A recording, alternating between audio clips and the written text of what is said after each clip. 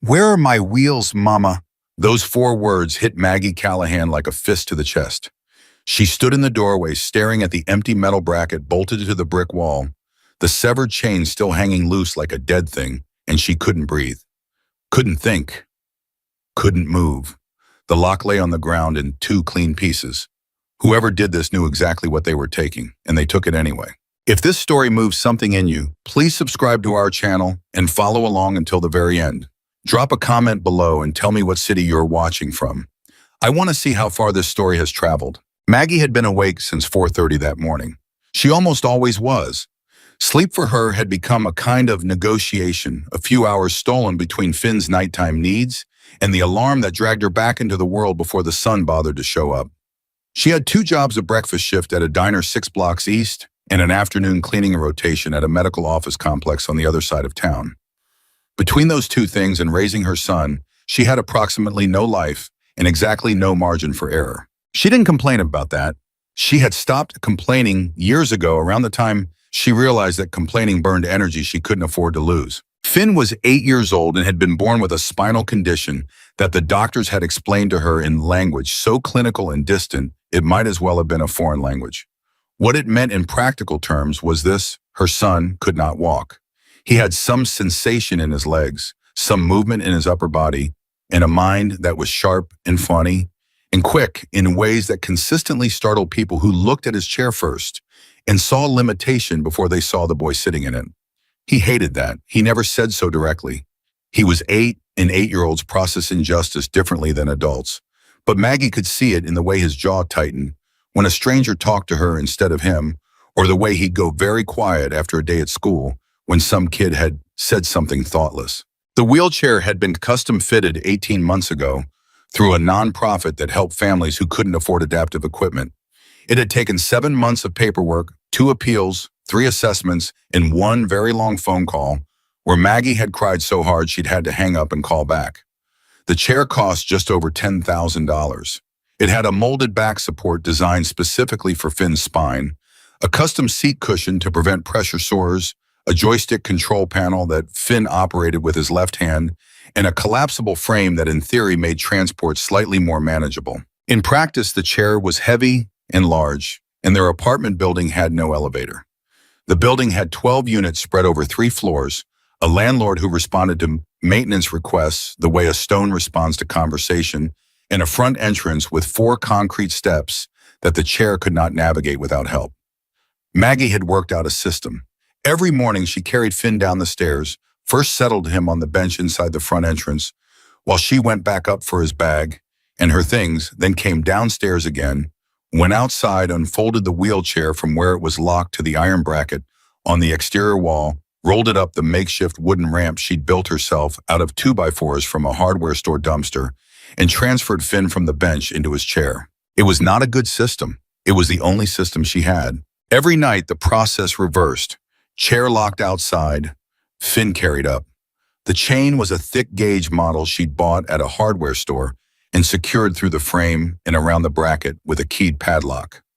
She'd asked the building manager 3 times about a better solution, a storage unit, a covered alcove, anything.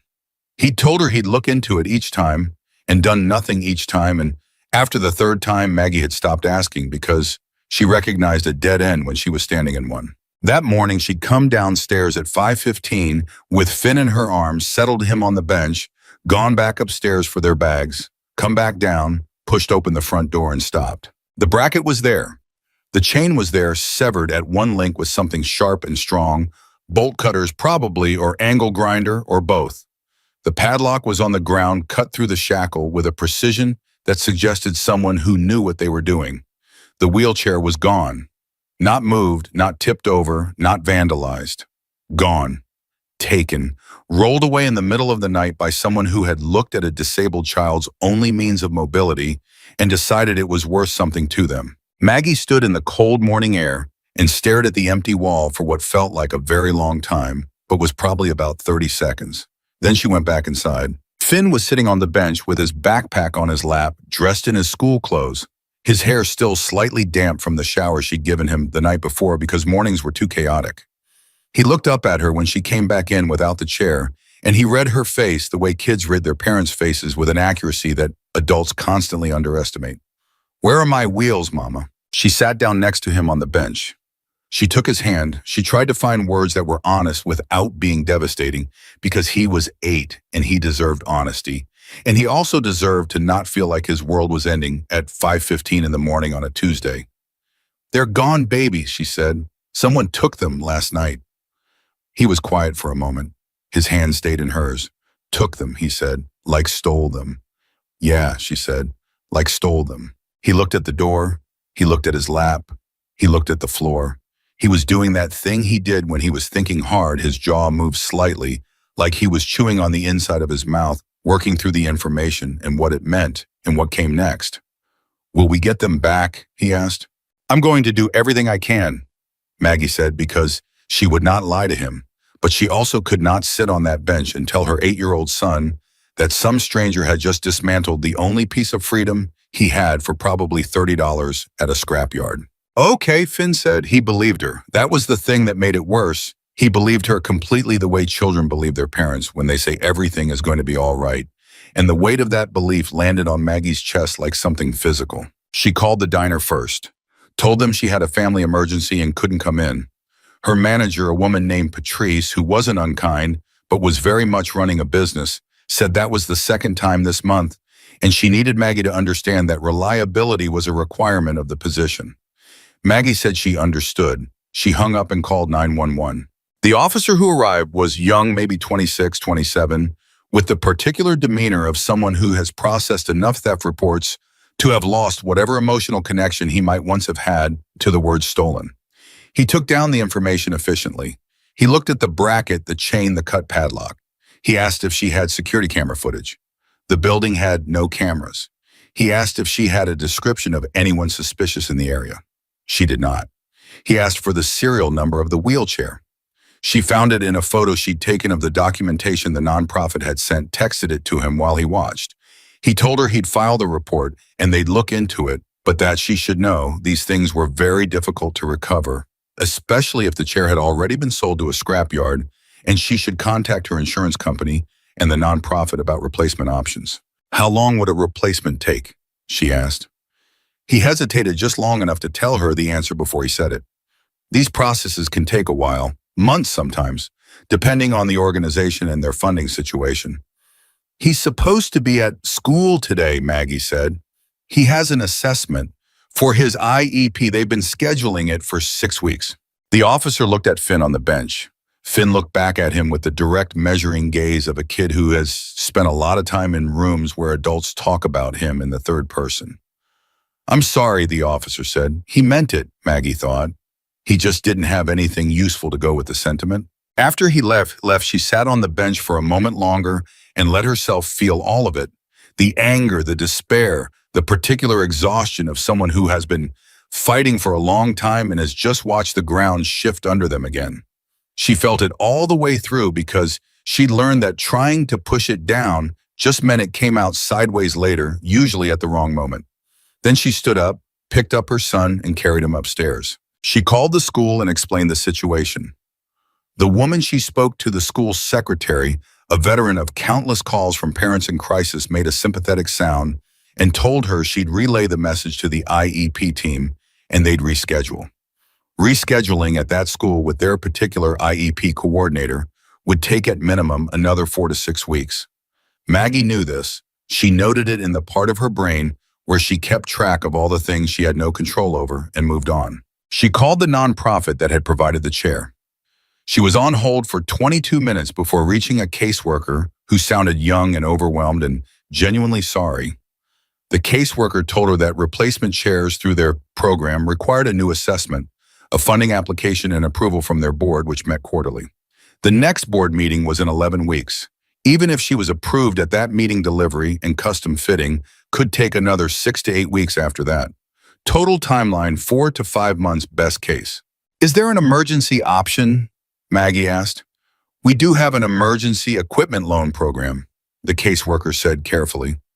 "But our current inventory for Finn's size and specification is depleted. I can put him on the waiting list." "How long is that list?" A pause. 14 families right now. Maggie thanked her and hung up. She sat at the kitchen table. Finn was in his bedroom. She'd set him up with a book in his tablet, and she put her hands flat on the table and breathed. Just breathed. In and out. She was 31 years old, and she was so tired she could feel it in her bones, and she had $740 in her checking account, and her rent was due in 9 days, and her son had no wheelchair.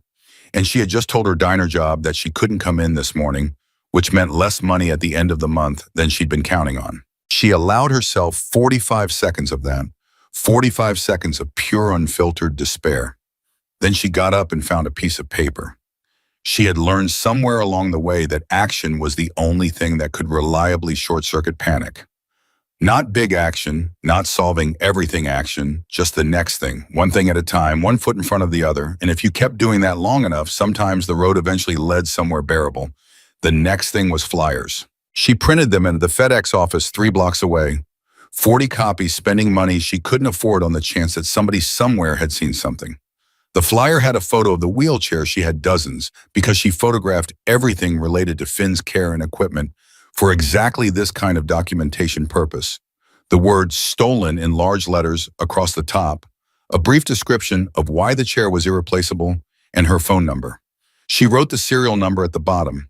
She wrote, "This wheelchair belongs to an 8-year-old boy who cannot walk without it. Please, if you've seen it or know anything, call me." She put Finn in a stroller. He was technically too big for it and hated it with a controlled but evident passion because the stroller was the thing people had stopped seeing as appropriate for him 2 years ago, and it announced loudly and visually a kind of limitation. He worked hard every day to push against, and she taped flyers to every telephone pole and bulletin board and laundromat window within 8 blocks. She covered the area around their building, the routes to school, the alley that connected their street to the busier commercial strip to the south. "I hate the stroller," Finn said about 4 blocks in. "I know you do," Maggie said. "It makes me look like a baby." "I know. I'm not a baby." "You are most definitely not a baby," she said. He was quiet for a moment. "Are people going to find my chair?" "People are going to know about it," she said. "That's the first step. Once people know, we have a better chance." He considered this with the seriousness of someone genuinely evaluating the logic. "Okay," he said finally. "That makes sense." By afternoon, she had covered 14 blocks and her feet ached, and Finn had fallen asleep in the stroller with his head tilted to one side in the slightly boneless way of sleeping children.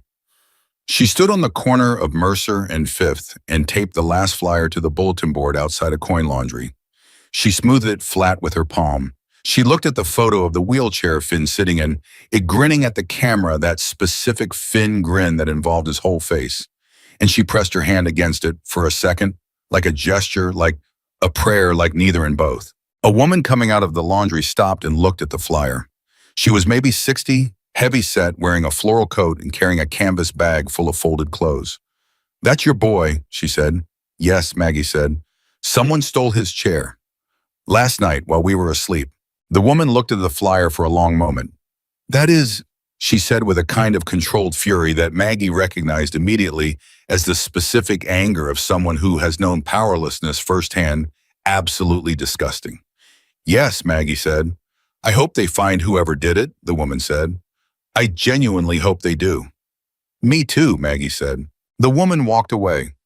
Maggie stood on the corner for another moment in the cold with her sleeping son and her empty flyer roll, and the particular hollow feeling of having done everything she could think of and knowing it probably wasn't enough. She didn't know, standing on that corner, that one of her flyers had already found its way to a bulletin board on the other side of town, tacked up by a man named Davis who'd been walking past and peeled it off a pole because he thought someone at the shop might want to see it.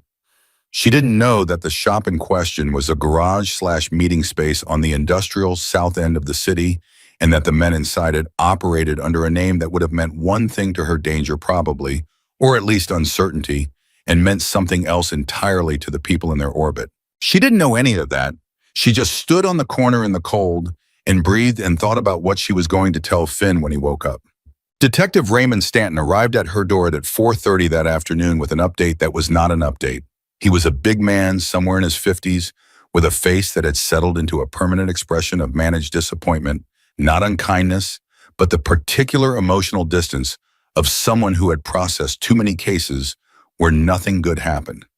He had a paper coffee cup in one hand and a small notebook in the other, and he told her that the initial canvas of nearby scrap dealers had come up empty, that the serial number had been entered into the stolen property database, and that they were following up on a lead that might or might not pan out. What lead? Maggie asked.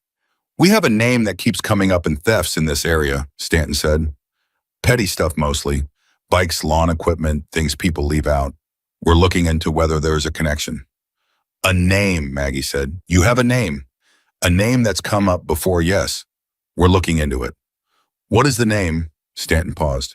I can't share that while we're still in the investigative phase, Miss Callahan. Detective, my son hasn't been outside today. He's been in his bedroom.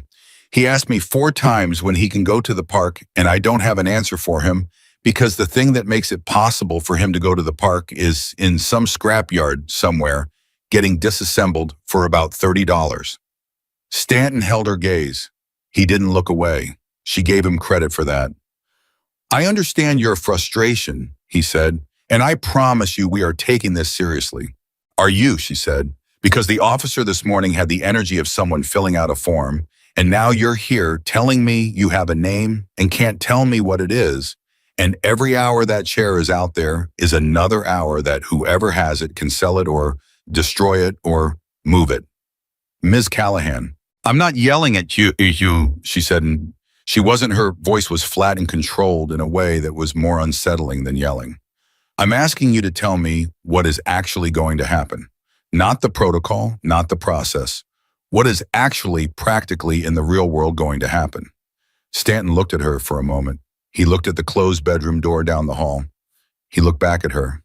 Honestly, he said. Honestly, she said. He breathed out through his nose.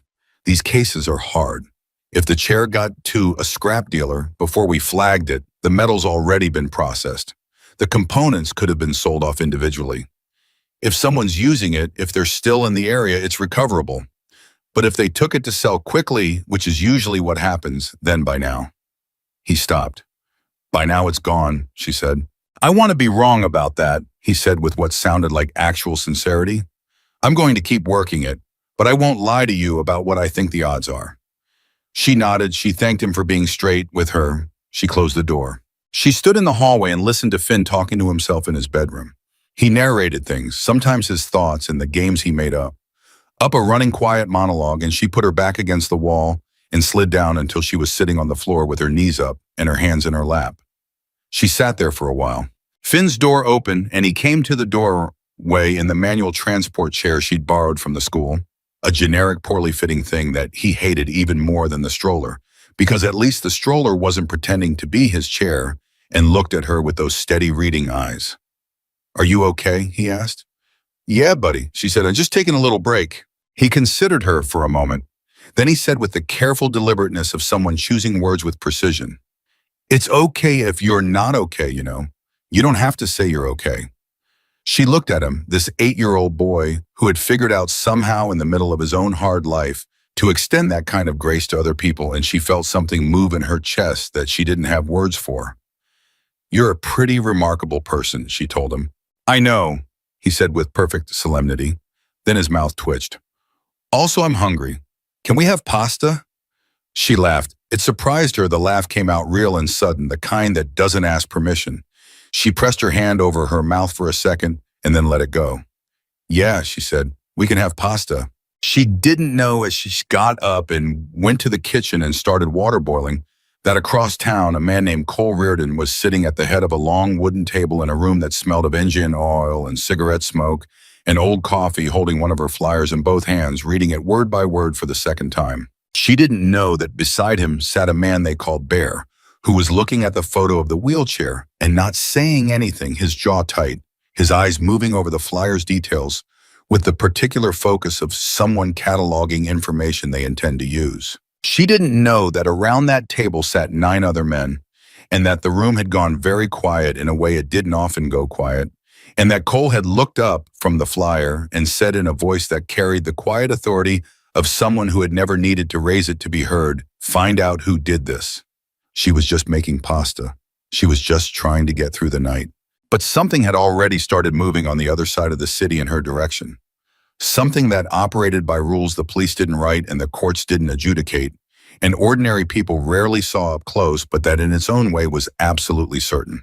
Cole Reardon set the flyer down flat on the table and looked around at the men assembled there.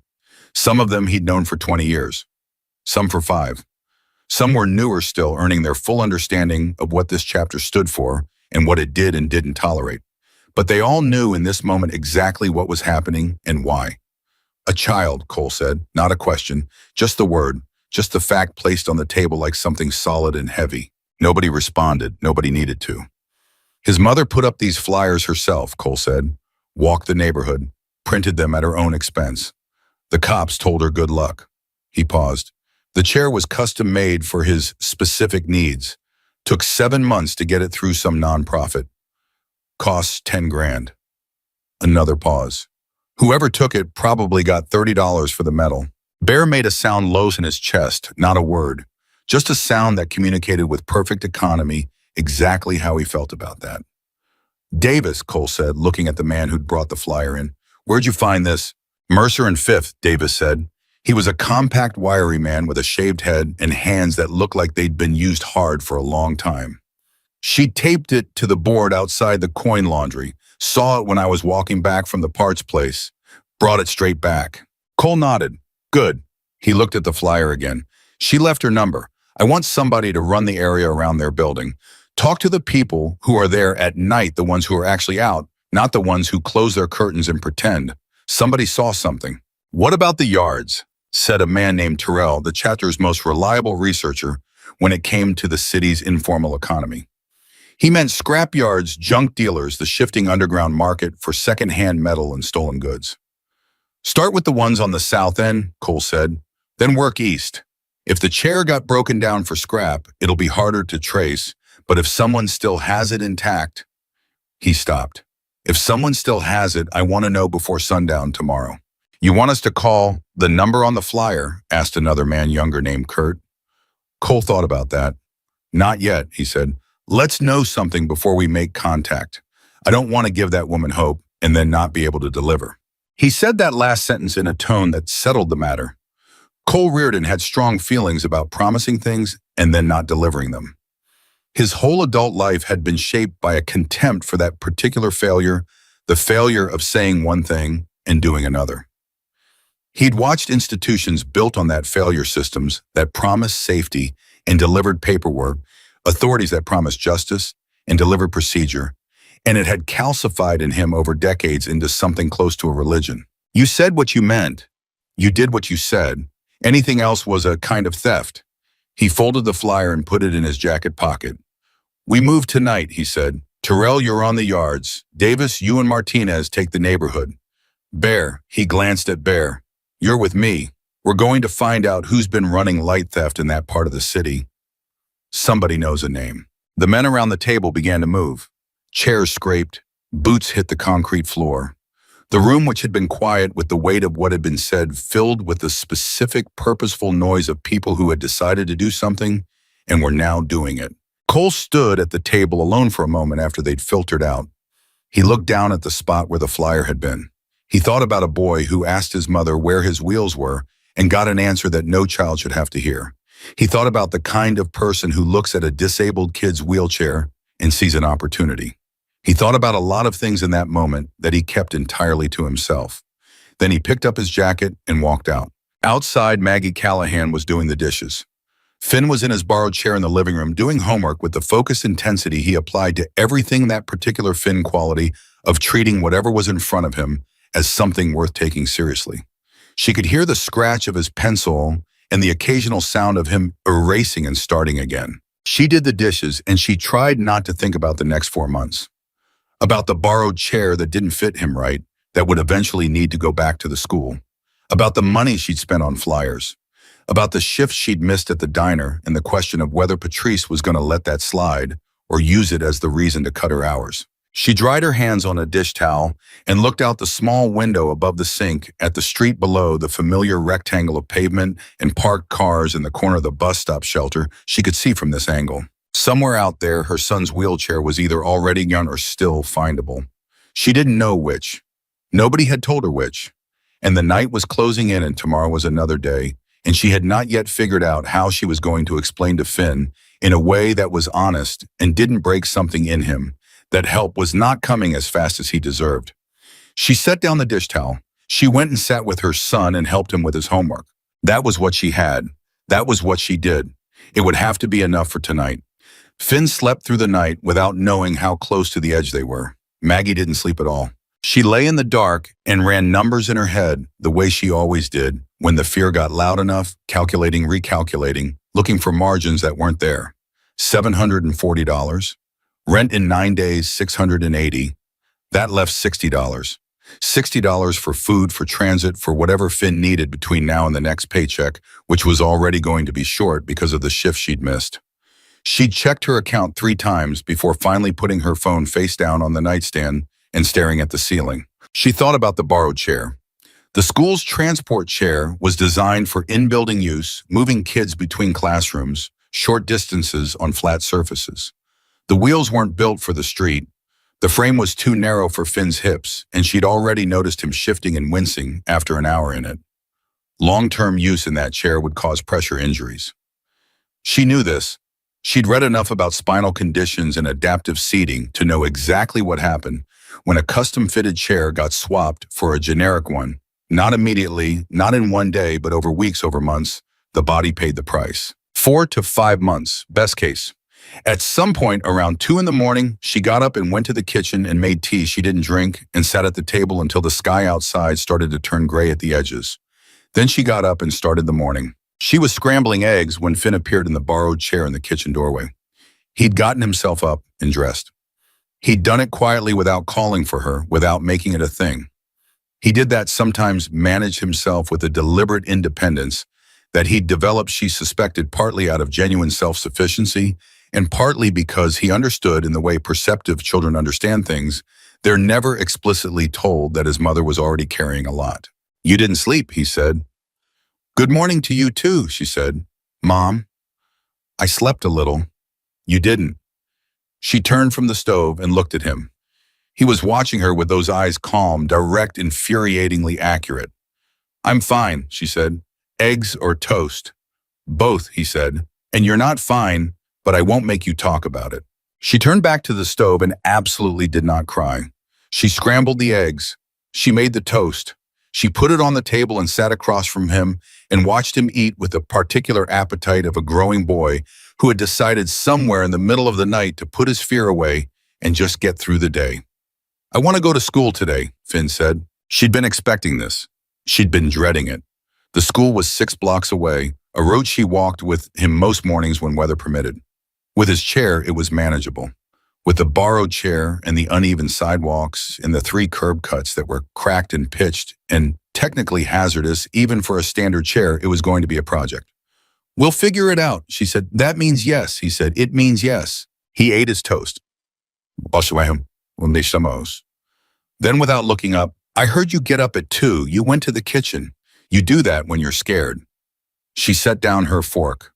"Finn, I know about the money," he said. He said it simply, without drama, the way someone states a fact they've been sitting with for a while. "I know things are tight. I know the chair was expensive and we can't just get another one." "You don't need to worry about Trent." "I'm not worried," he said. "I just want you to know that I know, so you don't have to pretend with me." He finally looked up. "Okay." Maggie looked at her son, 8 years old, toast crumbs on his chin, eyes steady as something twice his age, and felt the specific ache of watching a child grow faster than they should have to. "Okay," she said. He nodded. He went back to his eggs. She made it to the diner for the tail end of the breakfast rush, arriving at 9:15 instead of 6:30, having dropped Finn at school with a level of physical effort that left her winded and furious at the city's indifferent infrastructure. Patrice was behind the counter when she came in, and she looked up with an expression that was not warm. "I needed to get my son to school," Maggie said before Patrice could speak. "Someone stole his wheelchair. I'm trying to manage." Patrice's expression shifted, not to warmth exactly, but to something that was no longer adversarial. She was a practical woman, and practical women, in Maggie's experience, responded better to facts than to explanations. "How long until you get another one?" Patrice asked. 4 to 5 months, maybe. Patrice absorbed this. You're going to need to make up the hours somewhere, she said. I can give you a double on Saturday if you can get coverage for Finn. I can arrange that, Maggie said. She'd figure out how later. Then we're square, Patrice said. Go cover table 6. They've been waiting. Maggie covered table 6. She covered 7 more after that. She moved through the breakfast rush and into the slower mid-morning stretch on autopilot, taking orders and running plates and refilling coffee with the efficiency of someone who has done a job long enough to do it without using the part of the brain that was currently occupied with something else entirely. At 11:15, her phone rang. Unknown number. She almost didn't answer it. Unknown numbers were usually robocalls or bill collectors or survey companies, and she had exactly zero capacity for any of those things right now. But something made her step into the back hallway and pick up. Is this Maggie Callahan? The voice was a man's, deep level with an unhurried quality that was unusual. Most people, when calling a stranger, had an edge of social anxiety in their voice. This man sounded like someone who had made a decision before dialing and was simply executing it. Yes, she said. Who is this? My name is Cole. You put up flyers in the neighborhood about your son's wheelchair. Her hand tightened on the phone. Yes. Did you see it? Do you know something? We're looking into it, Cole said. She registered the word we and filed it without fully processing it. Who is we? Some people who heard about what happened and want to help, he said. I don't want to give you information I'm not sure of yet. I just wanted to call so you know there are people working on this. The sentence landed on her like something unexpected, not the words themselves exactly, but the plain, unadorned delivery of them. There are people working on this, not we're doing our best, not we'll see what we can find. A statement of fact. Why, she asked. It came out before she could soften it, but she didn't take it back. A pause. Not uncomfortable, more like Cole was considering how to answer accurately. Because what happened to your son isn't something people should be able to walk away from, he said. And because somebody in this city knows where that chair is, and we're better at finding those people than the police are. She pressed her back against the hallway wall. Her heart was doing something unsteady. Are you police? She asked. No, he said. Are you? She stopped, rearranged. Who are you exactly? The kind of people who deal with problems the system doesn't, he said. That's the honest version. She was quiet for a moment. She was processing the weight of what he was saying and what he wasn't saying, and underneath the caution was something else, something that had been buried under 2 days of bureaucratic, and institutional, And it's very difficult, a small, urgent pulse of something that felt dangerously close to hope. Can you actually find it? She asked. The chair. Can you actually find it? I don't know yet, Cole said, but I'm going to find out who took it. That much I can promise. She believed him. She didn't know why she didn't know. This man didn't know his name beyond Cole didn't know anything about him except the quality of his voice and the particular weight of what he just said. But she believed him in the way you sometimes believe a thing before you can explain why, before the rational mind has caught up to the instinct. Okay, she said. I'll be in touch, he said, and he hung up. She stood in the hallway for a moment. Then she went back out and covered her tables and did not tell anyone about the call because she had nothing yet to tell, just a man named Cole and a promise she couldn't measure and a hope she was terrified to hold. Terrell had hit 6 scrap yards by noon, and the news at each one was the same, delivered in the various registers of men who deal in metal and ask few questions. Nothing matching the description. No one had brought in wheelchair components in the last 24 hours. No, we don't have a camera out back. No, we wouldn't necessarily know who brought what in. Standard. Expected. He called Cole from the parking lot of the 6th yard. Yards are clean, he said. Either it hasn't moved yet or it went somewhere else. Or it didn't go to a yard at all, Cole said. What are you thinking? I'm thinking the guy who took it might not have known what he had, Cole said. If he grabbed it thinking it was something he could flip easy and then found out it's specialized medical equipment with a serial number that's been flagged. He paused. He might still have it, might be sitting on it, trying to figure out his next move. Terrell absorbed this. So we're looking for someone who's nervous. We're looking for someone who's nervous and trying to get rid of something he can't easily sell, Cole said. That's a specific kind of person in a specific kind of situation. Talk to Ricky at the swap meet. Talk to whoever runs the informal market down by the rail yard on Thursdays. Somebody offered something weird in the last day or two. Davis and Martinez had spent the night and the morning differently. They'd worked Maggie's neighborhood the way Cole had asked, not loudly, not visibly, just present. Talking to the people who were out at night, the guy who walked his dog at 2 in the morning because his dog had bladder issues and his landlord wouldn't let him have a doggy door. The woman who smoked on her stoop at midnight because her apartment gave her insomnia. The night clerk at the corner store who saw everything that happened on that block between 9 p.m. and 6 a.m. and had a sharp memory for patterns. The night clerk was named Anton. He was maybe 22, with the watchful, cataloging eyes of someone whose job required constant environmental awareness. And he told Davis with very little prompting that, yeah, there was a guy. What guy? Davis asked. Guy comes by sometimes, Anton said. Moves stuff, not big stuff, not like organized. Just someone left a bike unlocked. He takes the bike. Someone left garden equipment out. It disappears. He's not smart about it. He doesn't plan. He just sees things and takes them. You know his name? People call him Vince, Anton said. Don't know his last name. He's got a cousin on Delancey, I think. He's around. What does he look like? Anton described him. Davis wrote it down. Then Davis asked casually the question that actually mattered. You see Vince last night or the night before? Anton's expression shifted not to evasion but to confirmation. Something in his face acknowledged the direction of the question. Night before last, he said. Late, maybe 1:30. He was moving fast. Had something with him I couldn't see exactly, but it was big. He had it on some kind of handcart, moving quick down the south side of the street. Which direction? South, Anton said. Toward the warehouses. Davis thanked him and walked outside and called Cole. Cole listened to the whole thing without interrupting. When Davis finished, there was a brief silence. Vince, Cole said, Delancey Street cousin. That's what he said. Okay, Cole said. Find the cousin.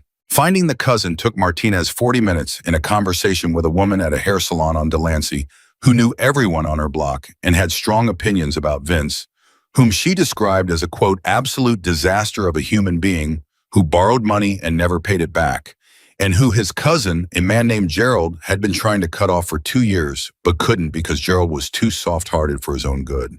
Martinez found Gerald at his place, a first-floor unit on Delancey, and Gerald answered the door with the expression of someone who was already tired of whatever was about to happen.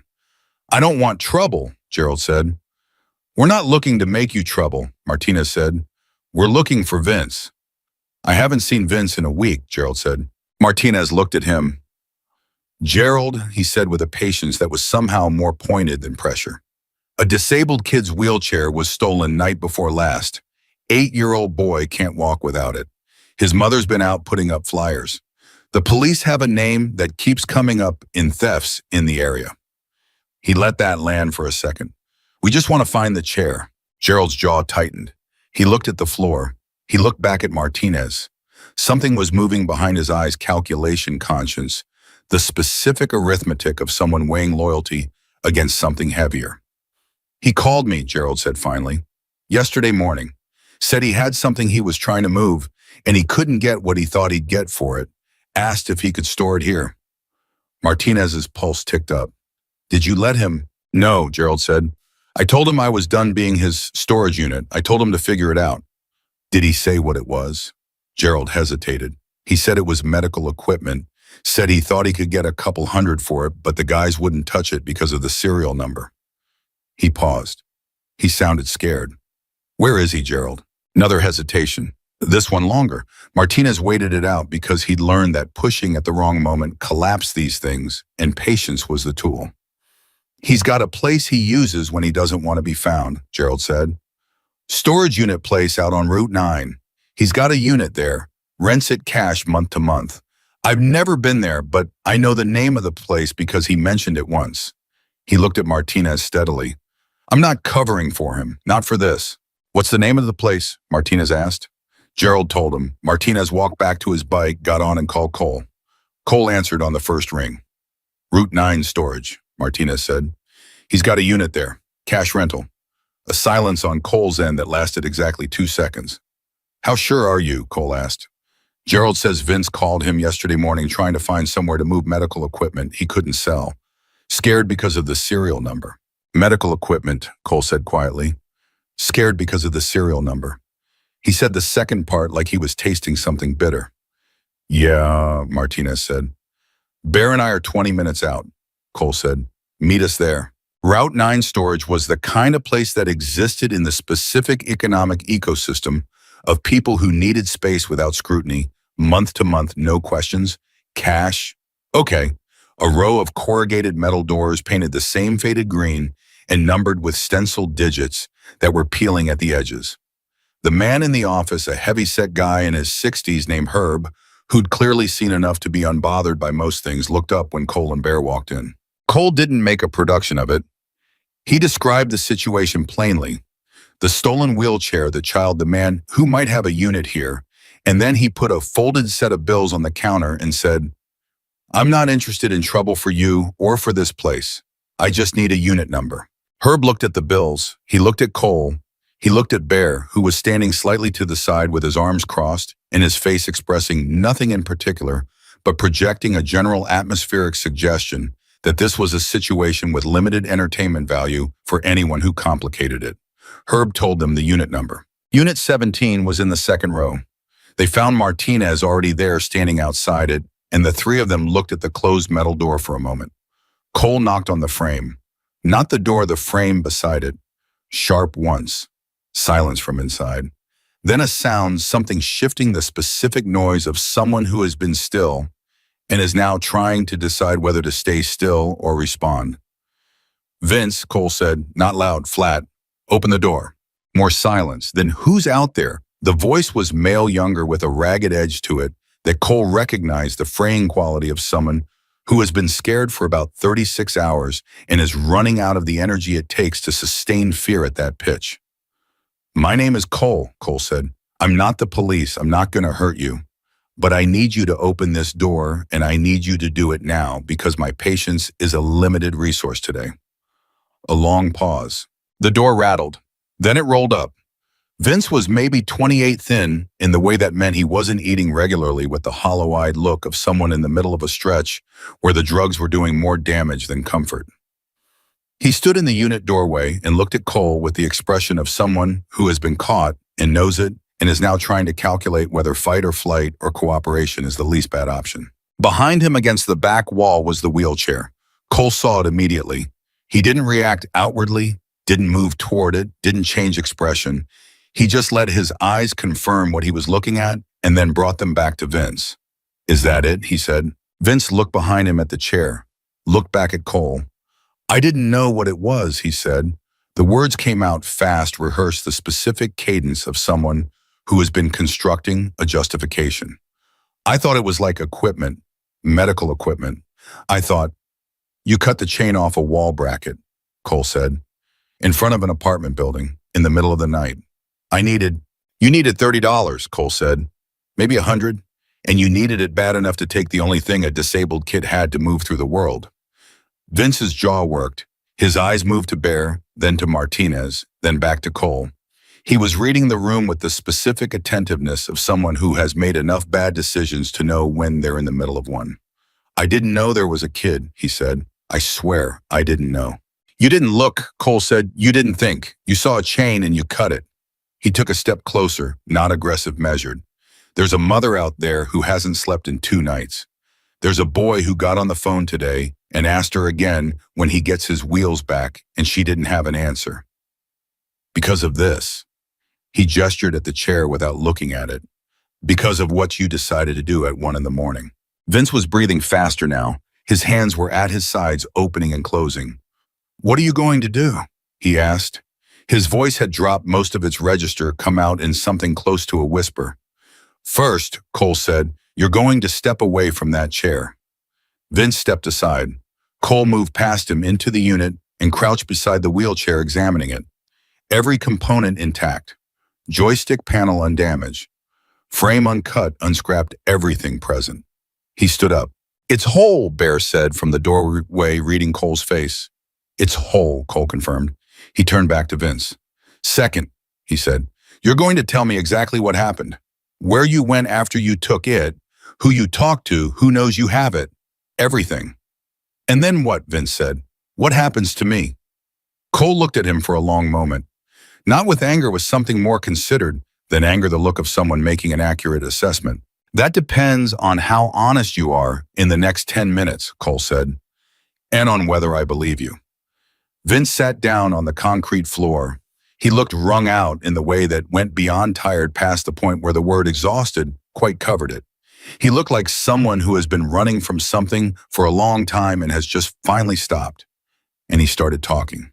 He talked for 12 minutes. Cole listened to all of it the night he took the chair, the plan that had collapsed the moment he realized the serial number made it untouchable to anyone who dealt in secondhand goods with any sense of self-preservation. The panicked calls he'd made, Gerald's refusal to unit on Route 9 where he'd been sitting for a day and a half trying to figure out what to do next. He talked about the drugs because Cole asked directly, and he answered directly because something about Cole made evasion feel more dangerous than honesty. When he finished, Cole was quiet for a moment. Then he said, "Here's what's going to happen. We're taking the chair. You're not going to follow us. You're not going to call anyone, and you're going to stay in this unit for the next 4 hours." "That's it," Vince said with the expression of someone expecting something worse. "That's not it," Cole said, "but the rest of it isn't happening today. Today you sit with what you did and you think about the fact that a child has been inside for 2 days because of a decision you made in 30 seconds. He paused. "And you think about what kind of person you want to be after today. Because I'm going to remember your name, Vince. And if I hear it again in the context of something like this..." He stopped. Let the sentence end there unfilled. Vince nodded. He didn't look relieved exactly. He looked like someone who had been expecting a much harder landing and found themselves on the ground more or less intact, processing the gap between what they'd prepared for and what had actually happened. Cole took one end of the wheelchair and Bear took the other, and they rolled it out of the unit and into the daylight. Martinez had his phone out. He was already calling Davis. Cole pulled out his own phone and found the number he'd dialed earlier that day. Maggie Callahan's number from the flyer that was still in his jacket pocket. She answered in 2 rings. She was at work. He could tell background noise of a restaurant or diner voices, the clatter of plates. "Ms. Callahan," he said. "Cole, we found it." The silence on her end lasted about 3 full seconds. He counted them. "You found it," she said. Not a question, the repetition of something she needed to hear twice to trust. "Intact," he said. "Everything's there. Nothing's been damaged." The sound she made then was small and completely involuntary, the specific exhale of someone whose body has been braced against something for so long that the sudden removal of pressure changes the shape of their breathing. How she managed. "It doesn't matter right now," he said. "What matters is that we have it. Can we bring it to you this evening?" "Yes," she said immediately. "Yes, I'm at work until 4. Our address is on the flyer." "I have it," he said. "We'll be there at 6. He hung up. Bear was watching him with an expression that, for Bear, constituted a wide emotional range. "She didn't believe it at first," Bear said. "No," Cole said. "She will when she sees it." "Yeah," Cole said. He looked at the chair standing between them in the pale afternoon light, and he thought about a boy who'd asked his mother where his wheels were and gotten an answer that was wrong and a correction that was coming. "Let's get it cleaned up," Cole said. "She shouldn't see it looking like it's been sitting in a storage unit." Bear looked at him. "Seriously?" "She went 7 months of paperwork to get this chair," Cole said. "We clean it up. We return it right." Bear looked at the chair. Then he nodded once with the decisiveness of someone who has just been reminded of the right way to do a thing and intends to do it that way. They loaded the wheelchair into the back of Davis's truck. They drove it to the garage. They spent 45 minutes cleaning it, wiping down the frame, checking the wheels, testing the joystick panel, making sure every moving part operated the way it was supposed to. Davis found a small scratch on the left armrest that hadn't been there before. He spent 10 minutes buffing it out with a cloth. Nobody said anything about the time it took. Nobody needed to. At 5:45, Cole called the chapter together at the garage and explained where they were going and why and what he expected from everyone, which was essentially this. They were guests in this woman's space in her son's life, and they would conduct themselves accordingly. This was not a demonstration of power. It was a return of something that belonged to a child. Everyone understood this without elaboration.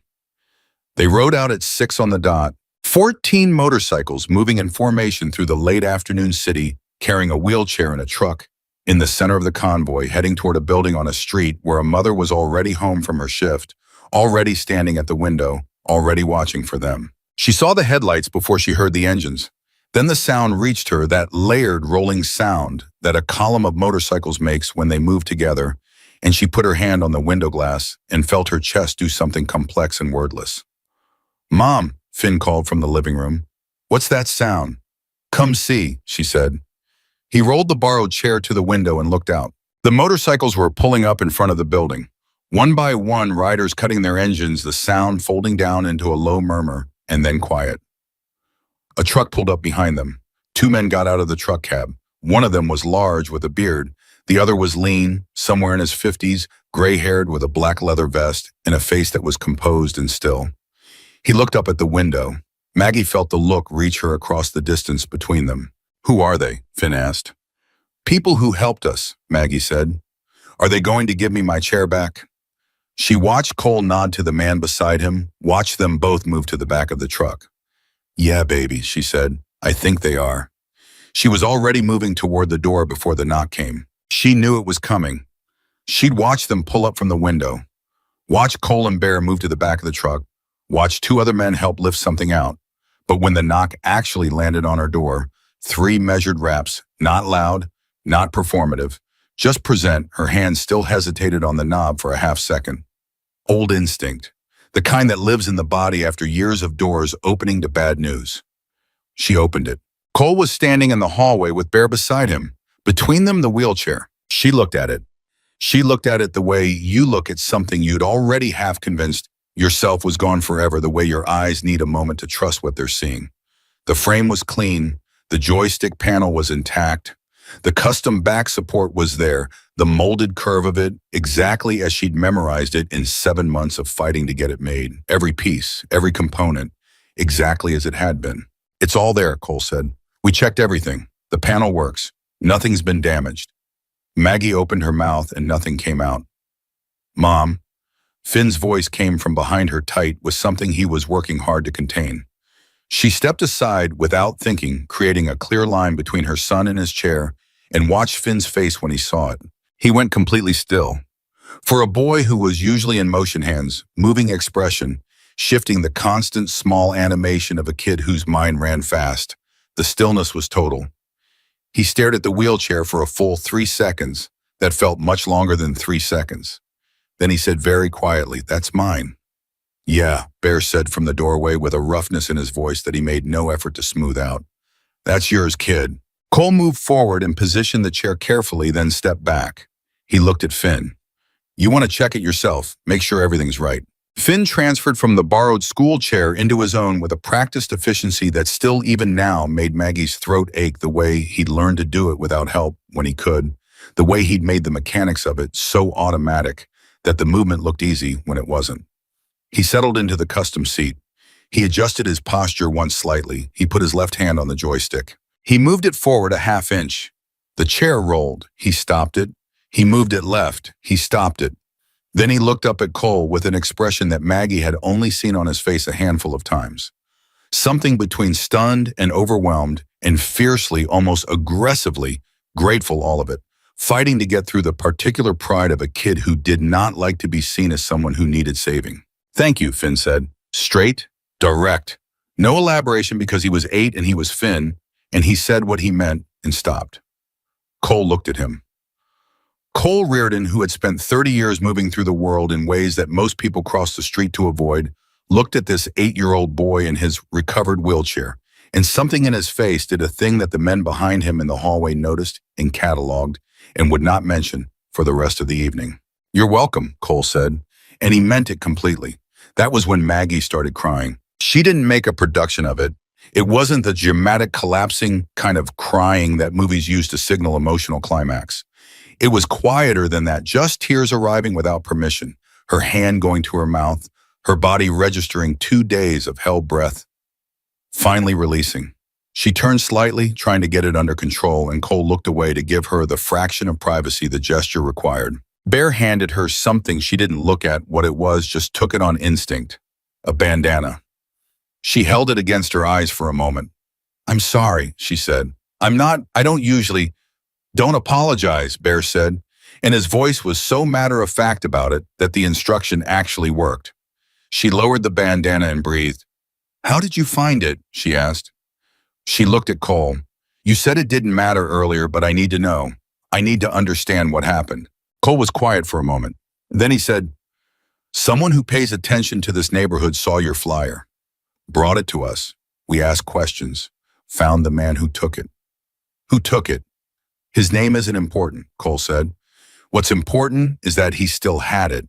He hadn't sold it, hadn't been able to. Because of the serial number, Maggie said.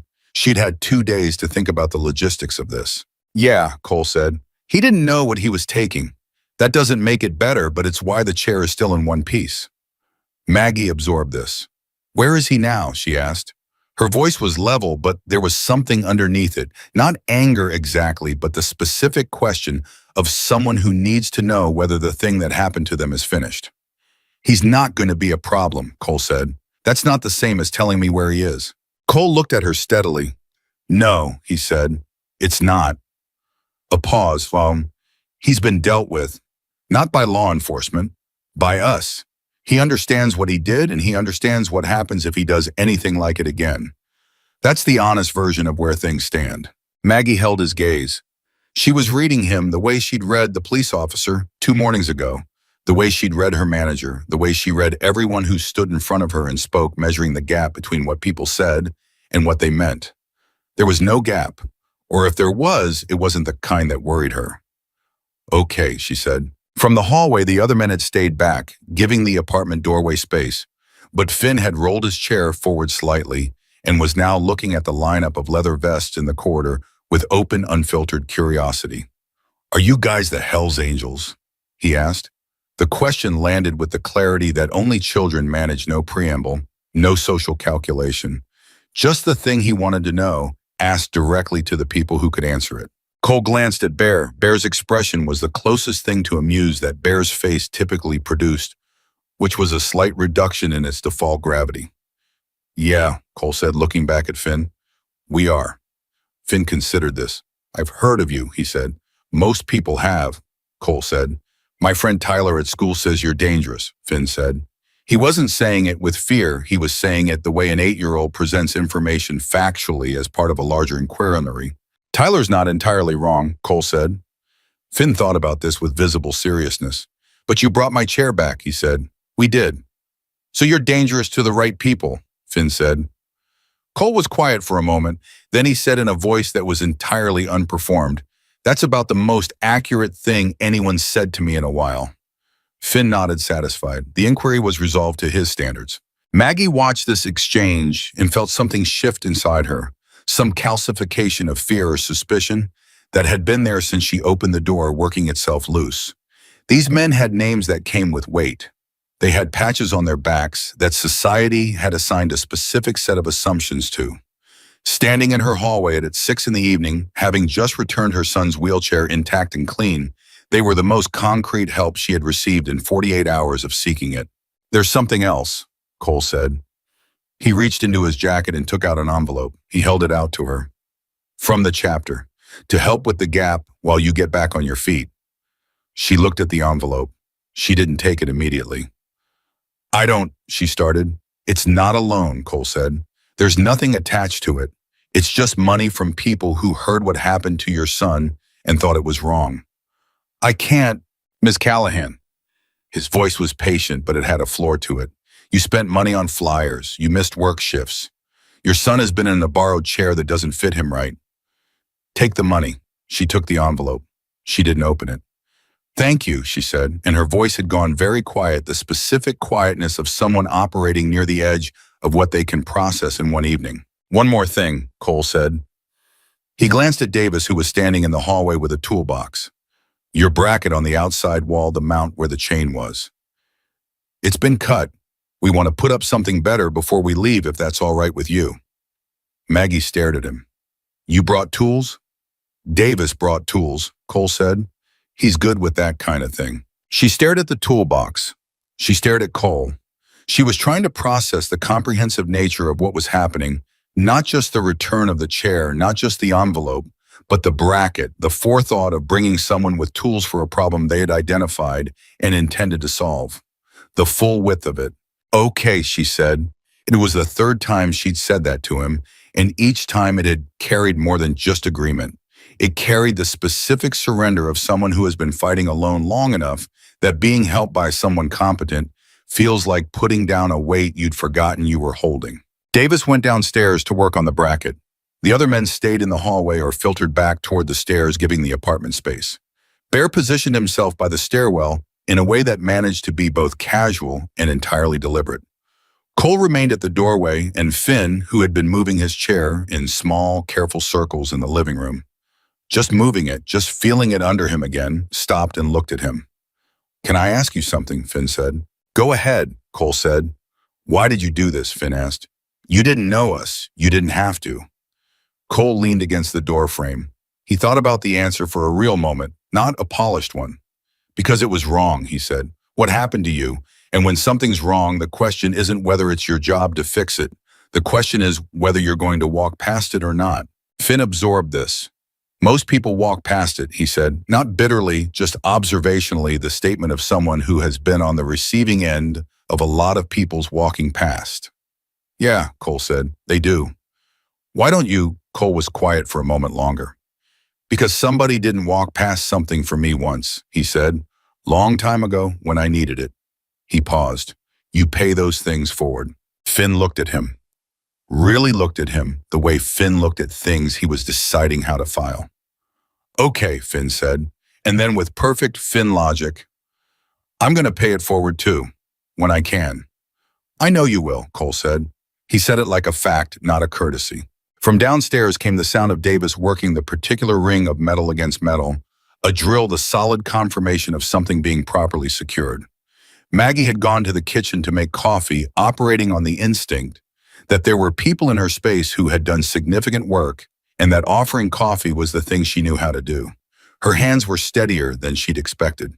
There was something about having a concrete task, coffee cups, the ordinary machinery of hospitality, that was helping her body recalibrate. She heard Cole move to the kitchen doorway. She didn't turn around. "How long have you been doing this alone?" he asked. She almost deflected it, almost went to the safe answer, the competent answer, the one that said, "I'm fine, we manage, it's been hard, but we handle it." She'd given that answer so many times it had grooves in it. "Since Finn was 2, she said instead. "His father, it's a long story. Short version is, he wasn't someone who stayed." "That's a long time," Cole said. "Yeah," she said. She turned then and handed him a mug.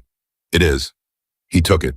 He didn't follow up on the story she hadn't told, didn't press for the long version, didn't offer the particular kind of sympathetic commentary that tends to make people feel more exposed than comforted. He just took the coffee and stood there and let the space be what it was. She appreciated that more than she knew how to say. "The police," she said after a moment. "The detective who came by Stanton. He's going to want to know what happened.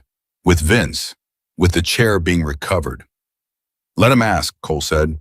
"The chair's been returned. You can tell him it was recovered through community outreach if you want to keep it simple. There's no crime we've committed that I need to worry about you reporting." She looked at him over her mug. "Are you sure about that?" A pause. The corner of his mouth moved just slightly. "Mostly sure," he said. She surprised herself by laughing, a short, genuine sound. "That's not entirely reassuring." "You asked for honesty," he said. "I did," she said. "Okay, community outreach." Detective Stanton was going to find out anyway, she already knew that. Stanton was the kind of man who found things out not through intuition necessarily, but through the grinding persistence of someone who didn't easily let cases go, even the ones he'd privately resigned himself to.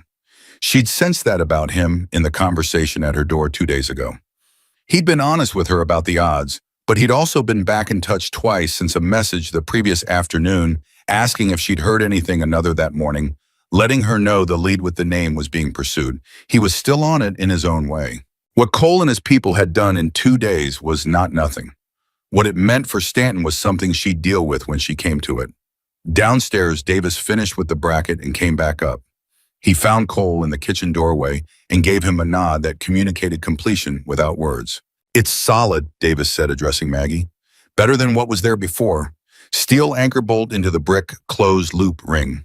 You could chain a motorcycle to it. He paused. I also put in a secondary attachment point higher up in case you ever get a cable lock that runs through the frame and to the wall gives you 2 points instead of 1. Harder to cut quick. Maggie looked at him. Davis was not a large man and not a visually intimidating one. He was compact and precise in his movements, and he spoke about the bracket, the way someone speaks about a thing they've done correctly and know they've done correctly. She started, you just improved the system while you were down there. Seemed worth doing, Davis said with the practical simplicity of someone who sees a deficiency and addresses it without requiring ceremony. Thank you, Maggie said. She'd been saying those 2 words so many times this evening, they were becoming something larger than their usual weight-carrying repetition, the way certain words do when they're pressed into service beyond their ordinary use. Cole set down his coffee mug and straightened. The subtle shift in posture communicated without announcement that the evening was moving toward its conclusion. We're going to head out, he said. Is there anything else you need tonight that we can address before we go? Maggie looked around her apartment, the borrowed school chair in the corner, that could finally go back the envelope on the counter she still hadn't opened. Finn in the living room, putting his recovered chair through its paces with the focused attention of someone conducting a thorough systems check. She thought about the diner shift Saturday. She thought about the rent in 9 days. She thought about the IEP appointment that needed rescheduling and the caseworker at the nonprofit who had 14 families ahead of them on a waiting list. All of those things were still true. None of them had been solved this evening. But her son had his chair, and tonight, that was the thing that mattered, and she was not going to underestimate it. No, she said. I think you've done more than I had any right to expect. You had every right to expect it, Cole said. That's the point. She walked him to the door. Bear was already in the hallway and the other men had moved toward the stairs. There was a moment at the threshold where Maggie searched for the right thing to say and couldn't find it. Couldn't locate words adequate to the specific size of what had happened. I'm going to open that envelope after you leave, she said, because I can't open it in front of you without making this worse. Cole looked at her. Understood, he said. Whatever's in it, she started. Don't thank me again, he said. Just use it. She nodded. Cole turned to go. She stopped him not by touching him, just by speaking. Who was it, she said. The person who didn't walk past it for you. The one you mentioned to Finn. Cole stopped. He turned halfway back. The hallway light caught the silver in his hair, the lines in his face, the particular weathered quality of someone who has accumulated a specific kind of experience over a long time. My mother, he said. She raised me on her own too. 3 kids, almost no money. And when things got hard, people showed up for her. She used to say, he paused, something moving in his face. She used to say that the people who show up aren't always who you'd expect, and that when they show up, you remember it, and then you go be that person for someone else. He looked at Maggie for a moment. She sounds like she was remarkable, Maggie said quietly. She was, Cole said, and then after a beat, you remind me of her. He went down the stairs. Maggie stood in the doorway and listened to the sound of the men filing out, boots on stairs, the low exchange of voices in the lobby, the front door. Then the motorcycles starting one by one, the sound building from individual to collective, that layered rumble that she'd heard from the window 40 minutes ago, and that now, from the inside of it, felt different, less threatening than she might have expected it to feel, more like a kind of punctuation. Finn appeared beside her in his chair, having navigated the hallway with the ease of someone who had been doing this in his sleep for 18 months and was now doing it again with enormous relief. They're leaving, he said. Yeah, she said. I like them, Finn said. This was not a small statement from Finn. Finn did not deploy the word like casually. Me too, Maggie said. Cole's serious, Finn said, but not in a bad way, in the way where you know he means what he says. Yeah, Maggie said. That's exactly the way. They stood in the doorway together and listened to the motorcycles pull out the sound dropping as they moved down the block, and then the corner, and then distance, until the street was just the street again. The ordinary nighttime sounds of the city traffic and wind and the distant bark of someone's dog. Maggie went to the counter and picked up the envelope. She opened it. She looked at what was inside for a moment. Then she set it down very carefully with both hands, the way you set something down that you're afraid of dropping. She'd expected a few $100s. something meaningful but bounded the kind of contribution that communicated care without creating obligation. There was $3,000 in the envelope, cash and small bills folded without ceremony. No note, no explanation, just the money. She sat down at the kitchen table and put both hands flat on it and breathed. Rent, groceries for a month, the double shift on Saturdays she now might not need to survive on. The gap between now and the next paycheck and the paycheck after that, which had looked like a chasm this morning and now looked like something she could step across. She sat there for a while. "Mom," Finn called from the living room. She wiped her face with the back of her hand. "Yeah, buddy. Can we go outside, like just for a little while? I want a pause. I just want to go outside." She thought about the bracket Davis had installed, the closed loop ring, the secondary attachment point, the system that was now better than it had been before any of this happened. "Yeah," she said. She stood up. She put the envelope in the kitchen drawer where she kept important things. "Yeah, let's go outside." She didn't know as she helped Finn navigate the front door and down the ramp and out into the night air that Detective Stanton had driven past the building 40 minutes ago, not as part of an official patrol, just because he drove past sometimes when a case was sitting wrong with him, which this one had been since day one. He'd slowed down when he saw the motorcycles. He'd parked half a block up and watched from a distance as Cole and his men carried the wheelchair in and then came back out. He'd seen the toolbox. He'd seen Davis working on the bracket. He'd seen the front door open and close and open again as the men filtered out. He'd sat in his car for a long time after the last motorcycle disappeared around the corner. He was still sitting there now, idling at the curb when he saw the front door open again and Maggie come out with Finn in his chair, moving under his own control, rolling easily along the sidewalk while his mother walked beside him. The boy's posture was different from the brief glimpse Stanton had caught of him 2 days ago on the building bench. His head was up. His shoulders were back. He was talking animatedly, gesturing with his free hand, while his mother laughed at something he said. Stanton watched them for a moment. He had a notebook in the seat beside him, with Vince Morello's name written in it, the name that had kept coming up the lead he had been developing since yesterday afternoon, the person his investigation had been zeroing in on. He'd been 48 hours away from bringing Vince in for questioning. Maybe less. He looked at the boy in the chair. He picked up his notebook and looked at the name written in it for a moment longer. Then he put the notebook in the glove compartment. He sat there a while longer, watching a mother and her son take a walk they hadn't been able to take for 2 days. Then he started his car and drove away. Maggie didn't notice the car at the curb. She wasn't looking for it. She was walking beside her son in the night air, listening to him explain in great detail with extensive evidence why the joystick sensitivity on his chair was actually calibrated slightly differently from how he remembered it, which he had decided meant someone had either serviced it or bumped the calibration settings, and which he found both interesting and mildly objectionable. "I can adjust it," she said. "I know, I just want to note it." "Noted. Officially." "Officially noted, Finn." He rolled forward a few feet and then back, testing the response. "It's fine," he decided. "It's still mine." "It's definitely still yours," she said. He was quiet for a moment. The night settled around them, not warm, but not as cold as it had been the last 2 mornings. The kind of night that wasn't trying to do anything to you. "Mom," Finn said. "Yeah." "I was scared," he said, "the last 2 days. I didn't say it, but I was." She stopped walking. He stopped beside her. "I know," she said. "I was too. I didn't want to make it worse by saying it," he said, "because I could tell you were already," he paused, "a lot." "You could have told me," she said. "It wouldn't have made it worse." He considered this. "Okay," he said. "Next time I'll tell you." "Next time," she said. "There won't be a next time." Davis put a much better bracket on the wall. Finn looked at her. "Davis is the one with the toolbox." "Davis is the one with the toolbox." Finn absorbed this. "Good," he said.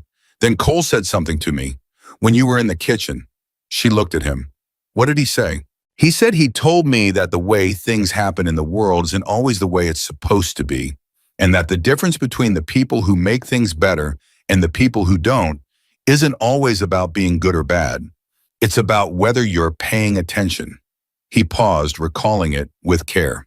He said most people aren't paying attention, and that being the kind of person who pays attention is a choice, and it costs something, and you have to decide if it's worth paying. She looked at her son.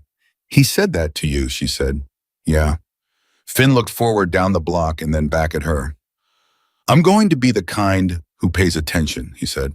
I've already decided. She put her hand on his shoulder. She held it there. I know, she said. You already are. They stayed outside for half an hour. Then they went back up, and Maggie made sure the chair was secured properly with the new hardware with a cable lock through both anchor points, the way Davis had shown her it was designed to work.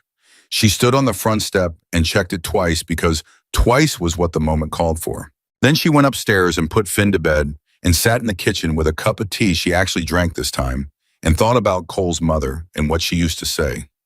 The people who show up aren't always who you'd expect. She sat with that for the long minutes. Outside, the city made its ordinary sounds. Inside, her son slept in his own bed at the end of his own hallway with his own wheelchair secured below and the money in the kitchen drawer that meant this month was going to be okay and the next one maybe too. In the storage unit on Route 9, Vince Morello sat alone on the concrete floor and thought about a boy he'd never seen and a chair he'd taken in 30 seconds without thinking about who it belonged to. He sat there a long time. The thinking was uncomfortable in the way that thinking sometimes is when you can't find an angle that makes you come out looking all right and you have to just sit with the thing you did and what it cost someone else. He wasn't a good man. He didn't have illusions about that. But he'd been looked at tonight by a man who'd said what you did and what it cost without any performance behind it. Just the plain words, and something about that plainness had gotten under his skin in a way that fists wouldn't have. He didn't know what came next for him. He didn't have enough clarity for that kind of forward thinking. But he knew sitting on the concrete that he was going to be somewhere else before morning. Out of the city, out of this particular story, out of the range of a man named Cole, whose memory he understood implicitly was both long and reliable. And somewhere across the city, Cole Reardon sat at the long table in the garage with a cup of coffee going cold in front of him, and the other men were around him, and the room had the settled quality of a thing done correctly. Nobody made speeches about it. Nobody needed to. Martinez was the one who said what everyone was thinking in the understated way that the chapter preferred to these things.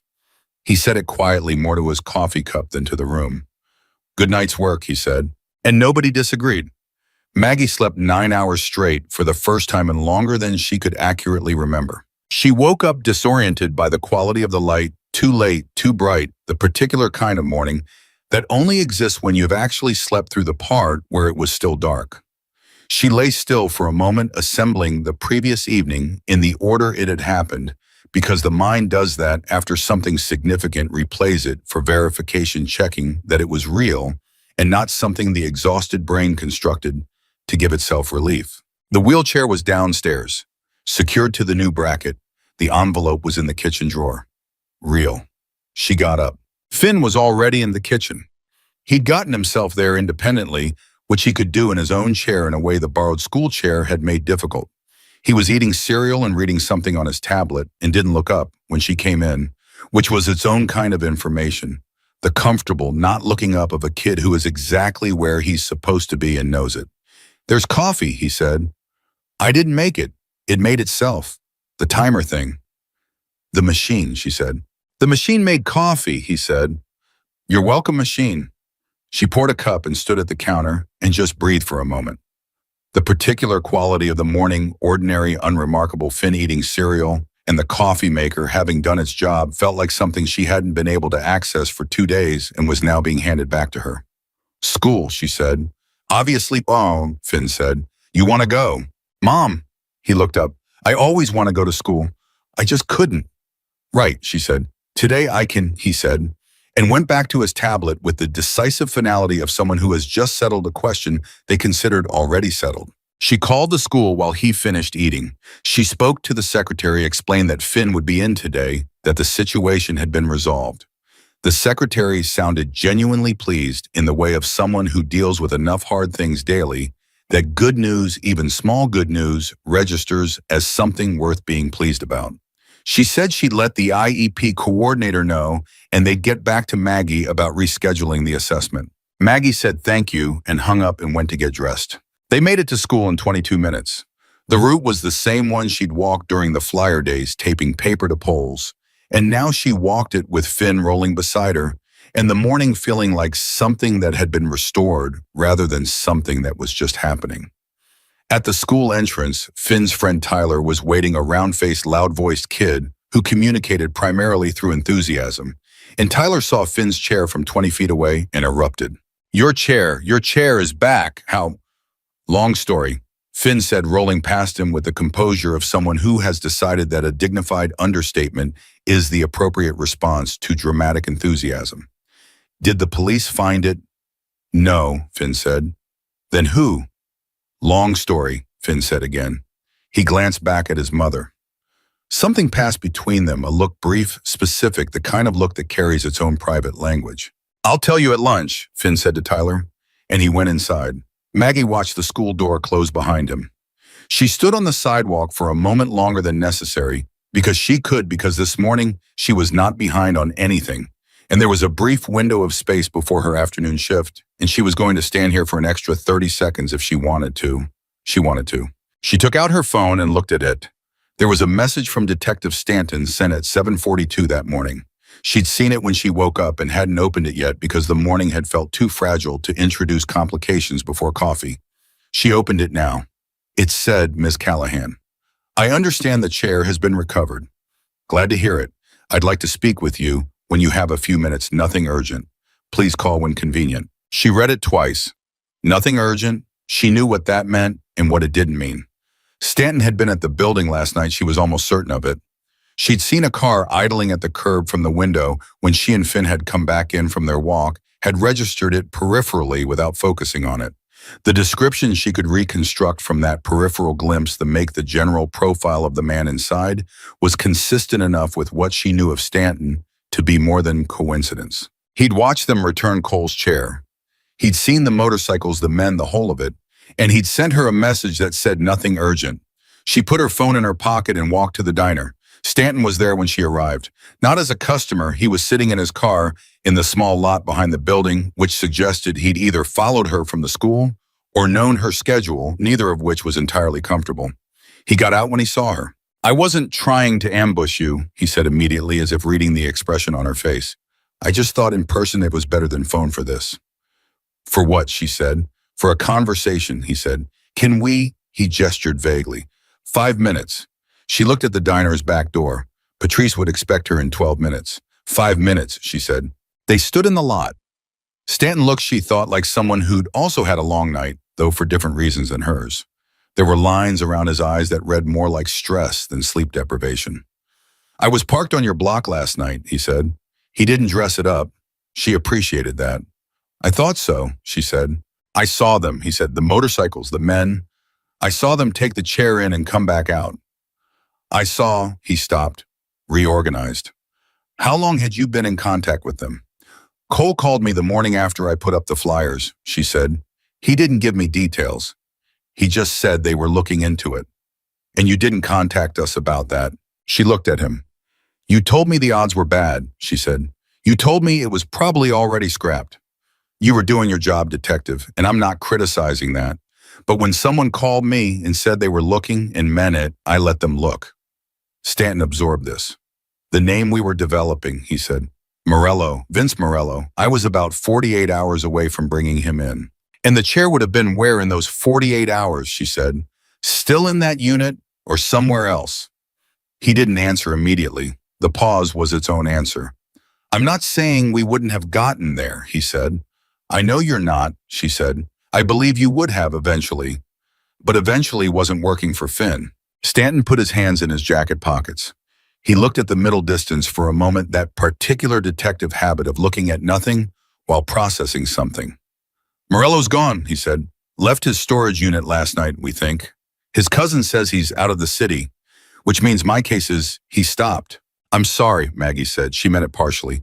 The institutional part of her, the part that understood that systems existed for reasons, was genuinely sorry. The mother part of her was not sorry about anything that had happened in the last 24 hours. I'm not asking you to be, Stanton said. He looked at her directly. I want to ask you something and I want you to answer honestly. Okay, she said. Did they hurt him, Morello? She thought about what Cole had told her. He'd been dealt with, not by law enforcement, by us. He understands what he did and what happens if he does anything like it again. Cole told me he was dealt with, she said. He didn't tell me the details, and I didn't ask. Stanton looked at her. You didn't ask. No, she said. My son has his chair. That was what I needed to know. A long pause. The city made its morning sounds around them, traffic distance sirens, the thrum of ordinary urban life that continues regardless of the specific human dramas happening within it. Ms. Callahan, Stanton said, and his voice had shifted into something that was no longer quite official, more like a man talking rather than a detective conducting an inquiry. I've been doing this job for 23 years. I've seen a lot of cases go sideways in a lot of directions. He paused. Last night I sat in my car and watched a group of Hell's Angels carry a disabled kid's wheelchair up to his mother's apartment. And then I watched you take that kid outside for a walk. He stopped. I drove home and I sat at my kitchen table for a while. What were you thinking? She asked. I was thinking about what the job is for, he said. What it's actually for, and whether I've been answering that question right. She didn't have a response to that. She didn't think one was required. It felt like something Stanton needed to say out loud to someone, rather than a question he was asking her. I'm not going to pursue it, he said, returning to something closer to his official register. Morello's gone, the chair's recovered. There's no complainant asking me to dig further. He looked at her. There's nothing to pursue. I appreciate that, she said. Community outreach, he said. A pause. That's what I'll put in the file. She recognized the phrase. It was the one Cole had suggested. She felt a very specific kind of complicated feeling about the fact that Cole had anticipated exactly this outcome and given her exactly the right language for it. Community outreach, she agreed. Stanton nodded once. He took his hands out of his pockets. Take care of that kid, he said. Every day, she said. He went back to his car. She watched him go and then went into the diner. Word traveled the way word travels in neighborhoods sideways, in fragments through the specific channels of people who know, people who saw something and told someone who mentioned it to someone else. By the time Maggie showed up for her afternoon shift, Patrice already knew the outline. Not the details, not Cole's name, not the chapter, not the storage unit on Route 9, but the shape of it. Motorcycles, a lot of them, bringing something back. Patrice waited until the lunch rush had cleared and then said casually while wiping down the counter, I heard you got the chair back. Last night, Maggie said. Motorcycle guys, Patrice said. Yeah. Patrice wiped down the counter in the specific silence of someone deciding whether to say the thing they're thinking. Then she said it, good for them. That was all. She went back to work. Maggie went back to work. At 3:15, the door of the diner opened and a woman came in, 60s gray-haired, wearing a winter coat and carrying a canvas bag. She looked familiar. It took Maggie a moment to place her, and then she did the woman from the coin laundry on the corner of Mercer and Fifth. The one who'd stopped to look at the flyer and said with controlled fury that what happened was absolutely disgusting. The woman sat at the counter. Maggie brought her coffee without being asked because that was what the counter regulars wanted. I heard you got it back, the woman said. Maggie paused. Did everyone know about this except me? Honey, this neighborhood talks, the woman said. Your flyer was on every pole from here to the avenue. When something like that happens, people notice. She wrapped her hands around the coffee mug. The people who brought it back, are you doing okay with all of that? I'm doing fine, Maggie said. It was fine. The woman looked at her for a moment with the specific reading quality of someone who has been around long enough to know when fine means fine and when it means something more complex. My late husband rode with a club, the woman said. Not that one. Different club, different chapter, different era. He was a complicated man. But I'll tell you what, when someone in the neighborhood needed something, those men showed up. She paused. People have a lot of opinions about them. Most of those opinions come from people who've never needed them. Maggie thought about Finn's face when he'd said I liked them with the straightforward certainty of a child who judges by evidence. He said they were dangerous to the right people, Maggie said. The woman blinked. Who said that? My son. He's 8. The woman looked at her for a long moment. Then she said, that boy's going to be just fine. I think so too, Maggie said. The afternoon moved through its rhythms. She worked her tables, refilled her coffees, ran her plates. At 4:45, she picked up Finn from school. He was out front with Tyler, the two of them in an apparently heated debate about something that resolved itself the moment he saw her and immediately became unimportant. And they walked home through the October afternoon with the particular ease of a walk that isn't compensating for anything. At the building's front entrance, Finn stopped and looked at the new bracket. He studied it with the focused attention he applied to mechanical things. "That's much better," he said. "Davis's work," she said. "The toolbox guy," Finn said. "The toolbox guy." Finn looked at it a moment longer. He put in a secondary point, he said, identifying it immediately. "For a second lock." "That's smart." "He mentioned that," Maggie said. "I'm going to get a second lock," Finn said with the decisiveness of someone who has just made a security infrastructure decision. "A good one."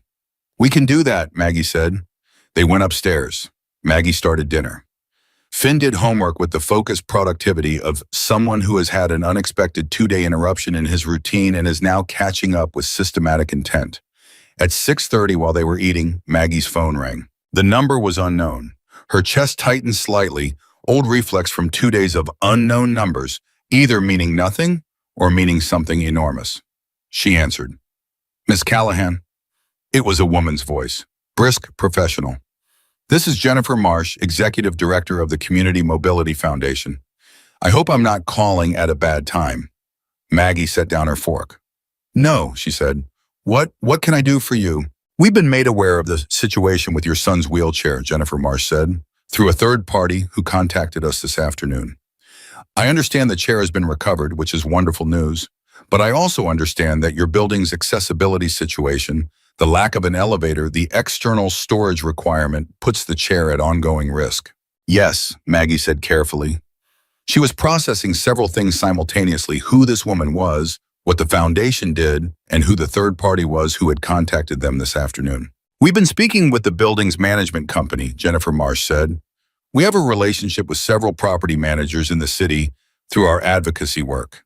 We've been explaining that the current arrangement, a child's required medical equipment stored unsecured outside, creates both a liability issue for the building and a civil rights concern under the ADA." Maggie went very still. "You spoke with the management company," she said. "We did," Jennifer said. "Bhavanti said, this afternoon they've agreed to a meeting next week to discuss accessible storage solutions for your son's equipment. There are options, a secured first-floor storage unit modifications to the entrance that would allow indoor overnight storage, potentially an accessibility grant that would cover structural modifications." A pause. "I don't want to get ahead of ourselves, but I wanted you to know the conversation has started." "Who contacted you?" Maggie asked. She needed to know. She already suspected. "A man named Cole," Jennifer Marsh said. "He was very clear about what the situation was and what needed to happen. He was also very clear that he was calling to create an opportunity, not a confrontation, and that the goal was a solution, not a complaint." A pause that sounded almost like admiration. He was unusually specific about what the right outcome looked like. Maggie looked across the table at Finn, who was watching her with those reading eyes, tracking her face the way he tracked every important thing. "When did he call you?" Maggie managed. "About 2 this afternoon," Jennifer said. "He'd done some research on our organization beforehand. He knew our focus areas, our funding relationships, our advocacy record. He made a compelling case." She paused.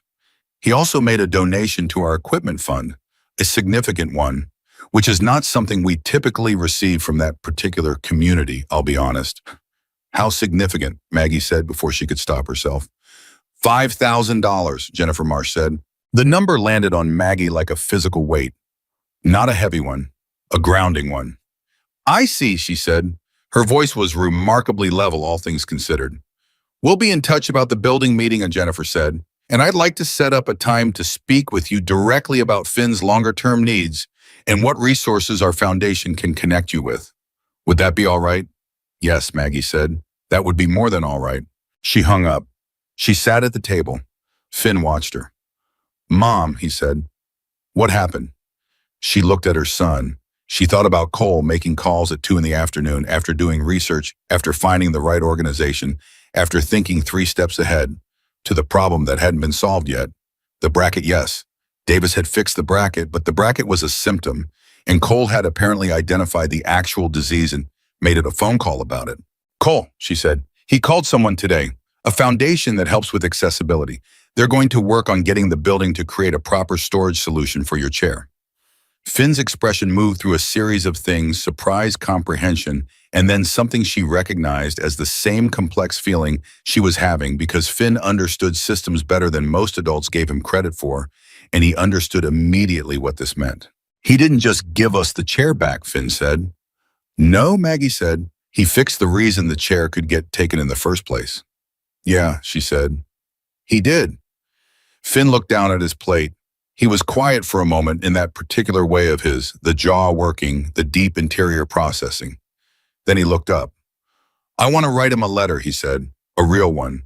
Not an email, a letter. Okay, she said. Tonight, he said, after I finish my homework. Okay, she said again. They finished dinner. Finn went to do homework and then, true to his word, came back to the table with a piece of paper and a pen. Not his tablet, actual paper, because he'd decided the situation called for it and spent 20 minutes writing something. Maggie didn't read over his shoulder. She washed dishes and let him have the table and the privacy. When he finished, he folded the paper in thirds with careful precision and handed it to her. Can you make sure he gets it? He said. I'll try, she said. You have his number, Finn said. I have a number he called from, she said. I'm not sure it's the same. Call it, Finn said, with the simplicity of someone who is 8 years old and has not yet fully absorbed the social complexity of calling someone you barely know to deliver your child's letter. She called it the next morning. Cole answered on the third ring. She explained about the letter. There was a pause on his end. He wrote a letter, Cole said. A real one, she said. On paper. He said the situation called for it. Another pause. He's right, Cole said. The situation calls for it. Is there somewhere I can send it? Cole gave her an address. The garage on the south end of the city. He told her she could send it there, and someone would make sure he got it. She wrote it down. I also wanted... She stopped, reorganized. Jennifer Marsh called me last night, the foundation. She's good at what she does, Cole said. She knows how to make buildings do the right thing. You researched the foundation before you called, she said. I looked into it, he said. Wanted to make sure it was the right call. You researched disability advocacy organizations yesterday afternoon, she said. After spending the night before recovering the chair and dealing with, she stopped. When did you sleep? A pause that had something in it she couldn't quite name. I'll sleep tonight, he said. She started to say something else. There was a longer thing she wanted to say, something about what the last 3 days had added up to what it meant to have been seen in the specific way she'd been seen, not as a case or a problem or a charity recipient, but as a person whose actual situation had been assessed and addressed with genuine intelligence. She wanted to say all of that. What she said instead was, thank you, Cole. I mean that without any, I just mean it. I know you do, he said. Take care of that boy. Every day, she said. It was what she'd said to Stanton. It was the truest sentence she knew. She sent the letter the following afternoon, stopping by the post office on her way to the diner. She'd read it finally because Finn had sealed it, but then unsealed it to add a postscript and left it on the counter. And she'd glanced at it without meaning to read it, but then read all of it without being able to stop. It was 2 paragraphs. The first paragraph thanked Cole for the chair and for Davis's bracket work and for the money in that order with a directness that was entirely Finn's own. The second paragraph said, you told me that being the kind of person who pays attention is a choice. I'm going to make that choice. I don't know what form that will take yet because I'm 8 and I don't have a lot of resources. But I wanted you to know I heard what you said and I'm going to remember it and I'm going to do something with it someday. I think you probably hear a lot of empty things from a lot of people. This is not an empty thing. Below that, in slightly larger handwriting, P.S. Tyler thinks you guys are very cool. Tyler is usually wrong about things, but I think he might be right about this. Maggie had stood at the counter and held the letter for a long moment. Then she'd folded it back along its creases and put it in the envelope and written the address Cole had given her. She mailed it. She thought about it all the way to the diner. She thought about the fact that her son, who had spent 2 days in a borrowed chair that hurt him, had come out of those 2 days with a new clarity about the kind of person he intended to become. That the experience had not contracted him, had not made him smaller or more fearful or more guarded the way injustice sometimes does to people, especially children, but had somehow done the opposite. She thought about what Cole had said about his mother, about paying things forward, about the people who show up not always being who you'd expect. She thought about what it meant to be seen, not processed, not handled, not efficiently managed through a system. Seen, as in someone looking at your actual situation and thinking carefully about what it needed and going to do those things with no expectation of credit or reciprocity or documentation. That was what had happened, and she was still, 3 days later, not entirely sure how to hold it. At the diner, the woman with the canvas bag was at the counter again. She'd apparently become a regular in the last 2 days, or perhaps she'd always been a regular and Maggie simply hadn't registered her. She was drinking her coffee and reading a paperback, and she looked up when Maggie came in. "How's the boy?" she asked. "He wrote a letter today," Maggie said, "a real one on paper, to the man who brought the chair back." The woman smiled. It was a slow smile, the kind that involves the eyes as much as the mouth. "Paper," she said. "Good kid." "He's a very good kid," Maggie said. "He comes by it honestly," the woman said, and went back to her paperback. Maggie tied on her apron and went to work. The afternoon moved. She refilled coffees and ran plates and said the customer-facing things she always said, and underneath all of it, in the part of her brain that ran parallel to the job, she was thinking about the building meeting that Jennifer Marsh had described, about accessible storage, about structural modifications, about the ADA and what it actually required and what buildings had been ignoring for years because nobody had forced the issue. Cole had forced the issue in a 2 o'clock phone call after doing his homework in between whatever else his life contained. She thought about Stanton driving away from the curb, community outreach in the file. 23 years on the job, sitting at his kitchen table thinking about what the job was actually for. She thought about Vince Morello somewhere outside the city, carrying the weight of a thing he'd done in 30 seconds that he was apparently going to be sitting with for considerably longer. She thought about Davis and his toolbox, about Bear and his bandana, about Martinez finding Gerald on Delancey Street with the patience of someone for whom patience was a professional tool, about Kurt and Terrell and the men who had ridden in formation to her building on a Tuesday evening and handed back something that a child needed to move through the world. She'd spent the last 3 days surrounded by systems that failed her and one community that didn't. The systems had paperwork and protocols and genuine limitations, and people within them who were doing their best inside constraints that weren't entirely their fault. The community had none of the official authority and all of the actual results. She wasn't naive about what the Hells Angels were. She wasn't under any illusion that the chapter operated exclusively in the territory of returning disabled children's wheelchairs and calling disability advocacy foundations. She had enough functional understanding of the world to know that what she'd seen was a specific face of something more complicated, and that complicated was not the same as wrong, but that it was also not simple. But here was the thing: she kept returning to the thing that wouldn't resolve itself into an easy conclusion when her son asked where his wheels were. These were the people who answered, not the paperwork, not the protocol, not the database, not the officer filling out the form, or the detective developing the lead, or the board that met quarterly. These people. At 7:45, her shift ending, she untied her apron and checked her phone. There was a message from the school's IEP coordinator. The assessment had been rescheduled for next Thursday at 10 a.m. She typed back a confirmation.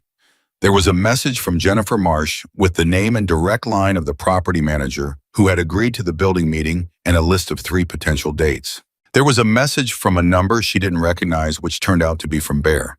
She didn't know how he'd gotten her number, but she supposed the same way they found everything else that said only kid's letter arrived. Cole read it twice.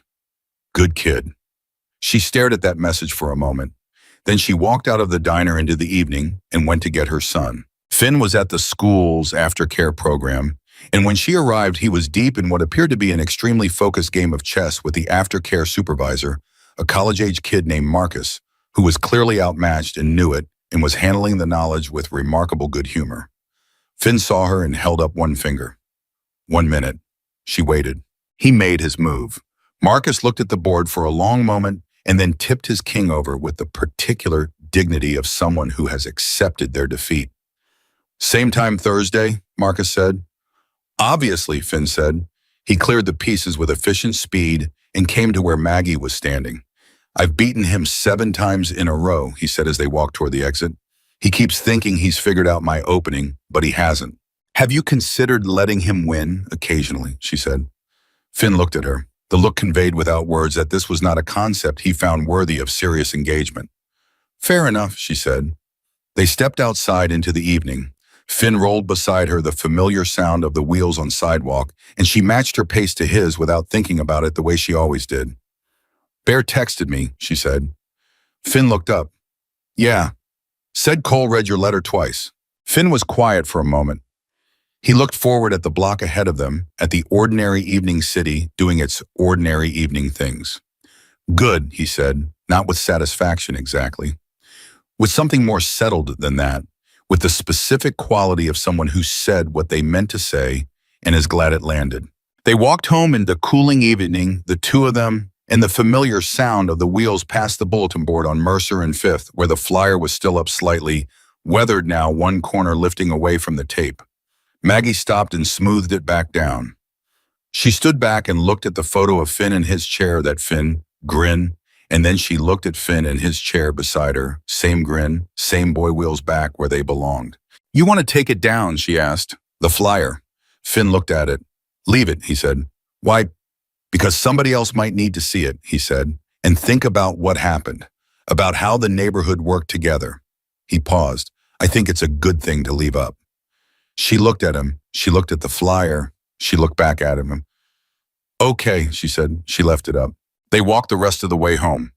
Finn secured his chair himself at the new bracket, both points cable and chain exactly the way Davis had shown her, and she watched him do it with the focused competence of a kid who had decided that this was his responsibility and he was going to carry it correctly.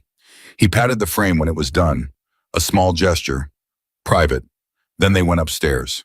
The building meeting happened on a Wednesday morning, 11 days after the chair came back. Maggie had been to enough meetings in her life to know the difference between the kind where people intended to solve something and the kind where people intended to appear to be solving something while actually protecting their interests.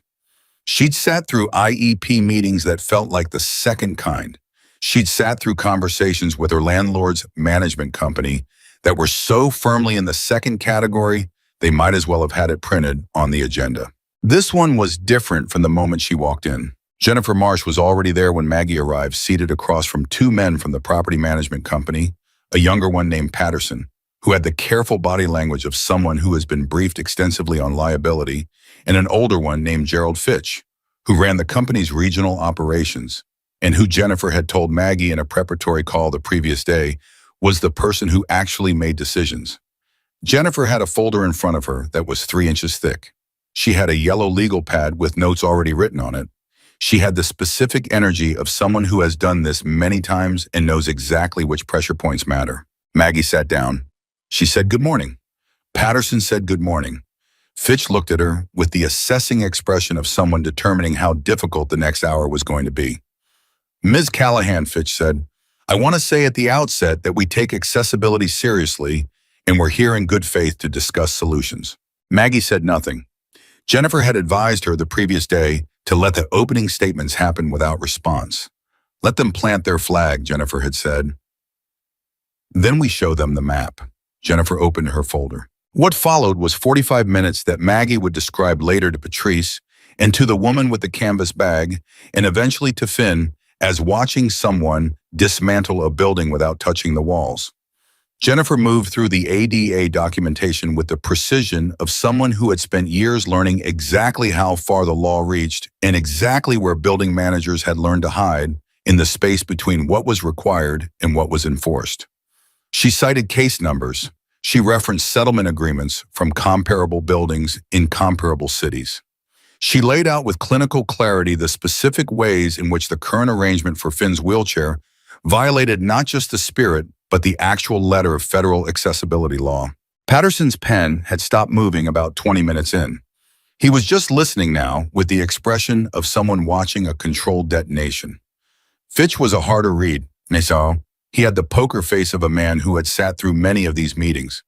But Maggie watched his hands, and his hands, which had been loose on the table at the start, were tighter now. "We're prepared to discuss a compliance timeline," Fitch said when Jennifer finished. "We're not discussing a timeline. Jennifer said with a pleasantness so complete, it took a moment to register as something other than warmth. We're discussing a solution that is in place before the end of the month. A pause. Patterson looked at Fitch. Fitch looked at Jennifer. That's aggressive, Fitch said. My client's son has been storing a $10,000 piece of required medical equipment chained to an exterior wall, Jennifer said. He is 8 years old. The chair was stolen 11 days ago. He was housebound for 48 hours. She closed her folder with a sound that was final in a way that folders are not usually final. The end of the month is not aggressive. It is reasonable given what has already been unreasonably tolerated. Another pause. Longer. What exactly are you proposing? Fitch asked.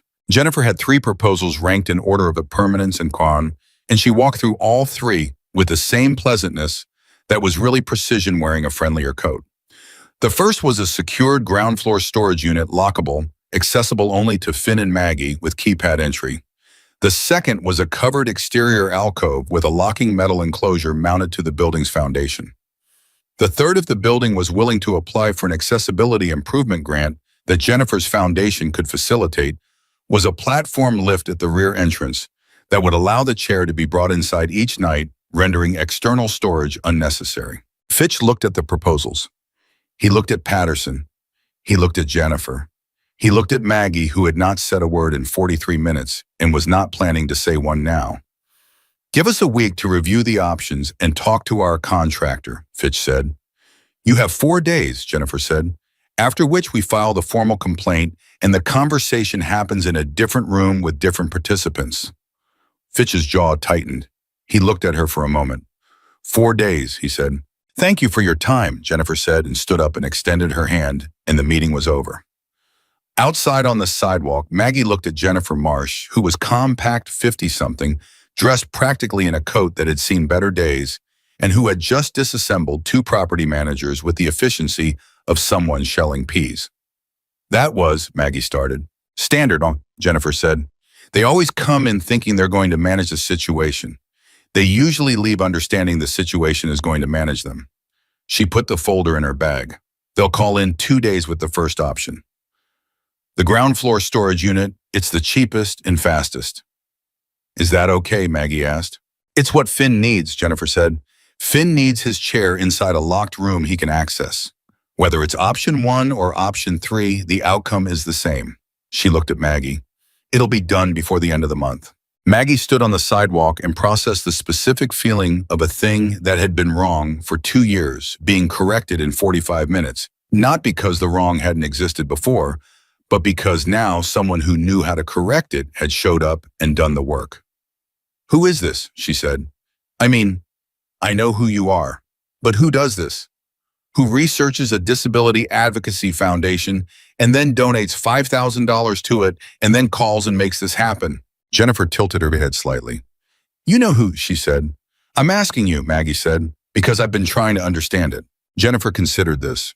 In my experience, she said, the people who do the most for others are usually the people who at some point had no one. They know what the absence feels like. They remember it exactly. She paused. Cole Reardon is not a complicated man, Ms. Callahan.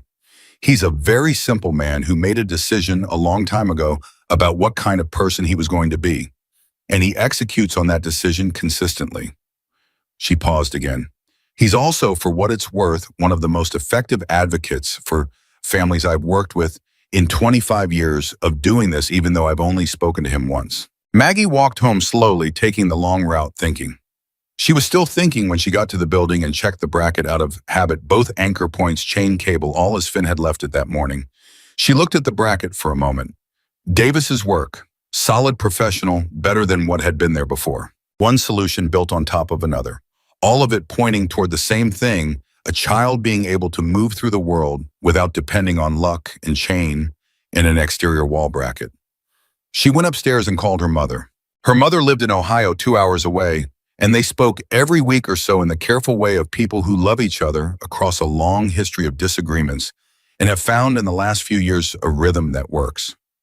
Her mother's name was Carol, and she was 63, and she worried about Maggie with a constancy that Maggie had spent her 20s finding suffocating and had come somewhere in her early 30s to recognize as the specific expression of a particular kind of love. She told her mother the whole story, from the morning she found the chain severed to the building meeting that morning. She told it in order without leaving out the Hells Angels because her mother was going to hear the whole thing, and Maggie was past the point of managing how other people received information. Her mother was quiet through most of it. Carol was not a woman who interrupted. When Maggie finished, there was a silence that lasted long enough to mean something. Hells Angels, Carol said. Yes, Maggie said, another pause. And they brought the chair back. Intact. Cleaned it up before they brought it. And they fixed the bracket. Davis did. He brought his own tools. And called the foundation and donated $5,000, Maggie said. A longer silence. Maggie, her mother said. I know, Maggie said. I was going to say, Carol stopped, started again. I was going to say that I have spent 63 years making assumptions about people based on things that turned out not to matter. A pause. And I want to stop doing that. Maggie sat on the edge of her bed. Case, she said. Tell Finn his grandmother is proud of him, Carol said. For what? For being the kind of kid who writes a letter on paper, Carol said, because the situation called for it. Maggie laughed. The same surprised, real laugh that had come out of her in the kitchen the first night, the one that didn't ask permission. I'll tell him. And Maggie. Yeah. You're doing a remarkable job, Carol said, quietly, without elaboration. Maggie held the phone for a moment after they hung up. Then she put it face down on the bed and sat with that for a while. The call she didn't expect came 4 days later. Not from Fitch at the property management company. That call came in at day 2.5, exactly as Jennifer had predicted, offering the ground floor storage unit with keypad access and a timeline of 3 weeks for installation. Maggie had said yes and thanked them and passed the information to Jennifer, who would follow up on the timeline and hold them to it. The call she didn't expect came on a Thursday afternoon while Finn was at school, and she was at the diner between her breakfast and afternoon shifts, sitting in the back booth with a sandwich she was actually eating, which was progress. Unknown number, she answered. Miss Callahan? The voice was not Cole's. Male, older, formal in a way Cole wasn't. My name is Robert Kehoe. I'm an attorney. I represent several members of the Hells Angels Motorcycle Club's local chapter. She put down her sandwich. Okay, she said carefully. I'm calling because there's a situation that's developed that I thought you should be aware of, Kehoe said. It involves your son's case, or more specifically, the events surrounding the recovery of his wheelchair. What kind of situation, she said. There's a journalist, Kehoe said, a reporter for the city paper. She's been working on a story about the incident, the theft, and recovery. She's spoken to several people in the neighborhood. She's identified the Hells Angels' involvement, and she's planning to publish. A pause. Her article, as we understand it, is largely positive. She frames it as a community intervention, but it names the chapter specifically and describes Cole's involvement in some detail. Maggie was very still. Does Cole know? Cole knows, Kehoe said. He asked me to call you because he thought you deserved a heads up before it runs. He also wanted me to ask if you'd been contacted by the reporter. No, she said. She'll likely contact you soon, Kehoe said. You are, of course, free to speak with her or not as you choose. No one is asking you to do or not do anything. Cole specifically said to tell you that this is your story as much as anyone's, and you should handle it however feels right. What does Cole want? She asked. Honestly. A pause. Honestly, Cole would prefer the story not run at all. Publicity creates complications for the chapter that are easier to manage without it. Another pause.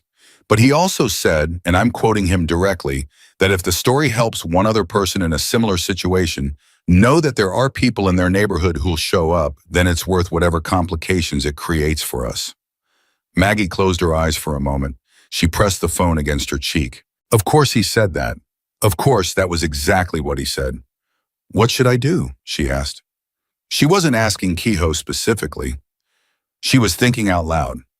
That's not something I can advise you on, Kehoe said. I'm not your attorney. I'm just delivering a message. If I talk to her, Maggie said, and she publishes, does that create serious problems for Cole? For the chapter, define serious, Kehoe said. Does it endanger them legally, physically? A pause that answered the question before the words did. No more than their ordinary existence does, Kehoe said. The chapter has been operating in this city for 31 years. A positive newspaper story is not their greatest vulnerability. Okay, Maggie said. Tell Cole I'll think about it. I'll tell him, Kehoe said, and hung up. She sat in the back booth for a while longer than she'd intended. Her sandwich went unfinished. She thought about the journalist and the story and what it meant to have something private become public, and she thought about Cole saying it's worth whatever complications it creates for us if it helps one other person know someone will show up. She thought about the flyer on the bulletin board at Mercer and Fifth, the one Finn had said to leave up because somebody else might need to see it. She paid for her sandwich and went back to work. The reporter called that evening. Her name was Sandra Cho, and she was younger than Maggie had expected, 28, maybe 30, with the specific directness of someone who has learned that the best interviews happen when you say exactly what you want and why you want it, instead of approaching obliquely. I want to tell your son's story, Sandra said, the real version, not the sensational version, not the outlaw bikers shock everyone version. The version about a community responding when institutions failed and what that looks like and what it means. How did you find out about it? Maggie asked. Anton, Sandra said, the night clerk at the corner store. He told me about a conversation he had and I started pulling the thread. Maggie thought about Anton, his watchful eyes, his memory for patterns. Of course. What do you need from me? Maggie said. Your voice, Sandra said, on the record, talking about what happened, what the police said, what the system offered, what Cole and his people did, and what it felt like. A pause. People read stories about what happened. They feel stories about what it felt like. I want to write the second kind. Maggie thought about Finn in the borrowed chair that didn't fit. She thought about sitting on the hallway floor with her back against the wall. She thought about 45 seconds of pure, unfiltered despair, and then getting up and finding a piece of paper. She thought about one other person seeing this story and knowing that their neighborhood might show up for them. Okay, she said. The interview lasted 2 hours. Sandra asked good questions and listened to the answers without rushing them or redirecting when the answer went somewhere she hadn't anticipated. She asked about the police response without editorializing. She asked about Cole's call without dramatizing.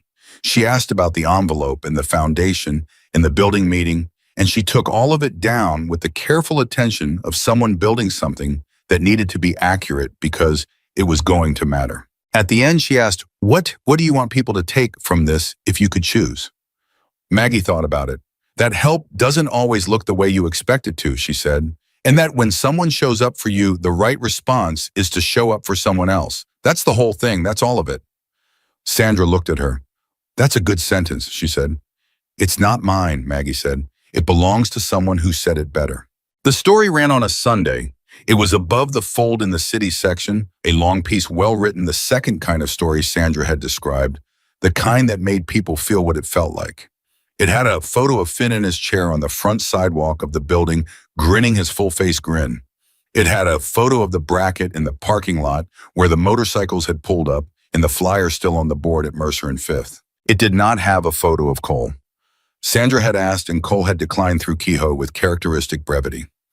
It named him, it described the chapter, it told the story accurately and without sensationalism, and it was Maggie thought reading it at the kitchen table on Sunday morning, with Finn beside her eating cereal and reading it over her shoulder without asking permission, which was extremely Finn behavior, one of the truest accounts she'd ever read of something that had happened to her. She got it right, Finn said when he finished. Yeah, Maggie said.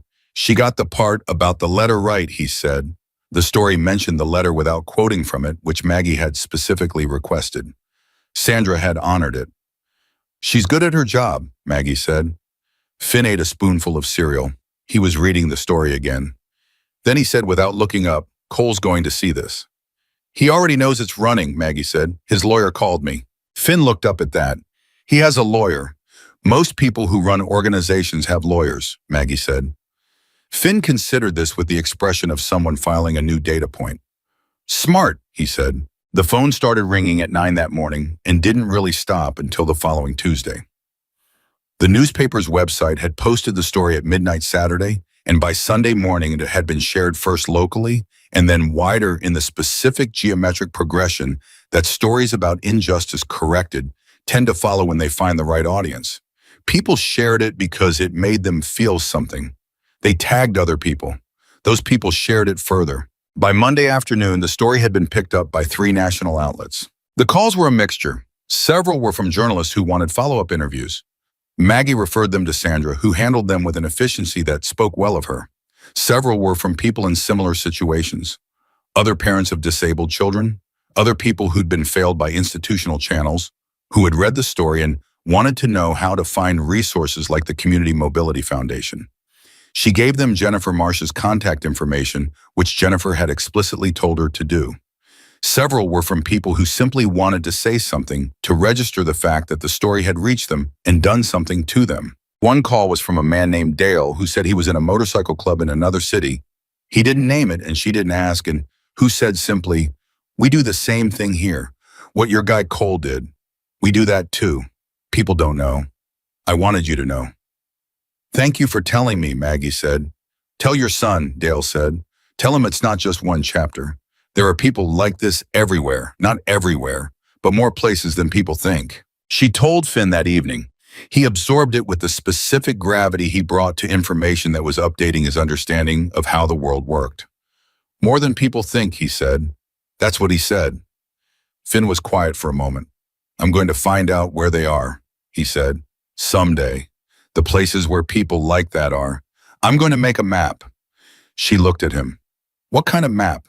"The kind that helps people find help," he said. "When the regular systems don't work, people should know where to go." He thought about it. Not just for wheelchairs, for anything. When someone's in trouble and the official people can't fix it or won't, he paused. "That's a thing that should exist."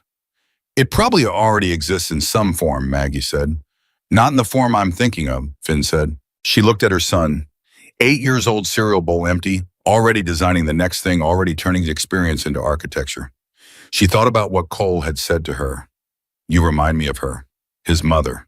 The woman who had raised 3 children on almost nothing and taught a man who became Cole Reardon that you remember when people show up and then you go be that person for someone else. She wondered if Cole had any idea what he'd set in motion sitting in that room with the flyer in his hands and saying, "We move tonight."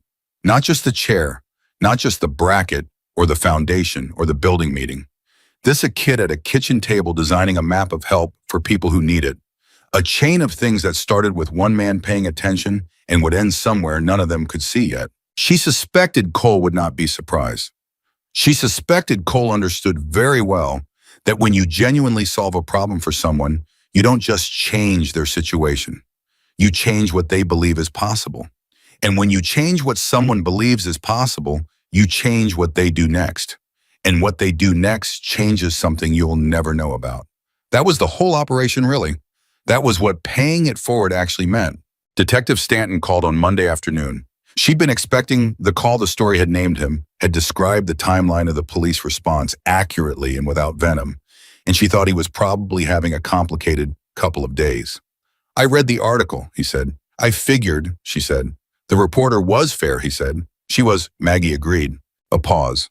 "I've been getting calls at the precinct," he said, "from people who read it, mostly supportive, some from other parents with similar situations."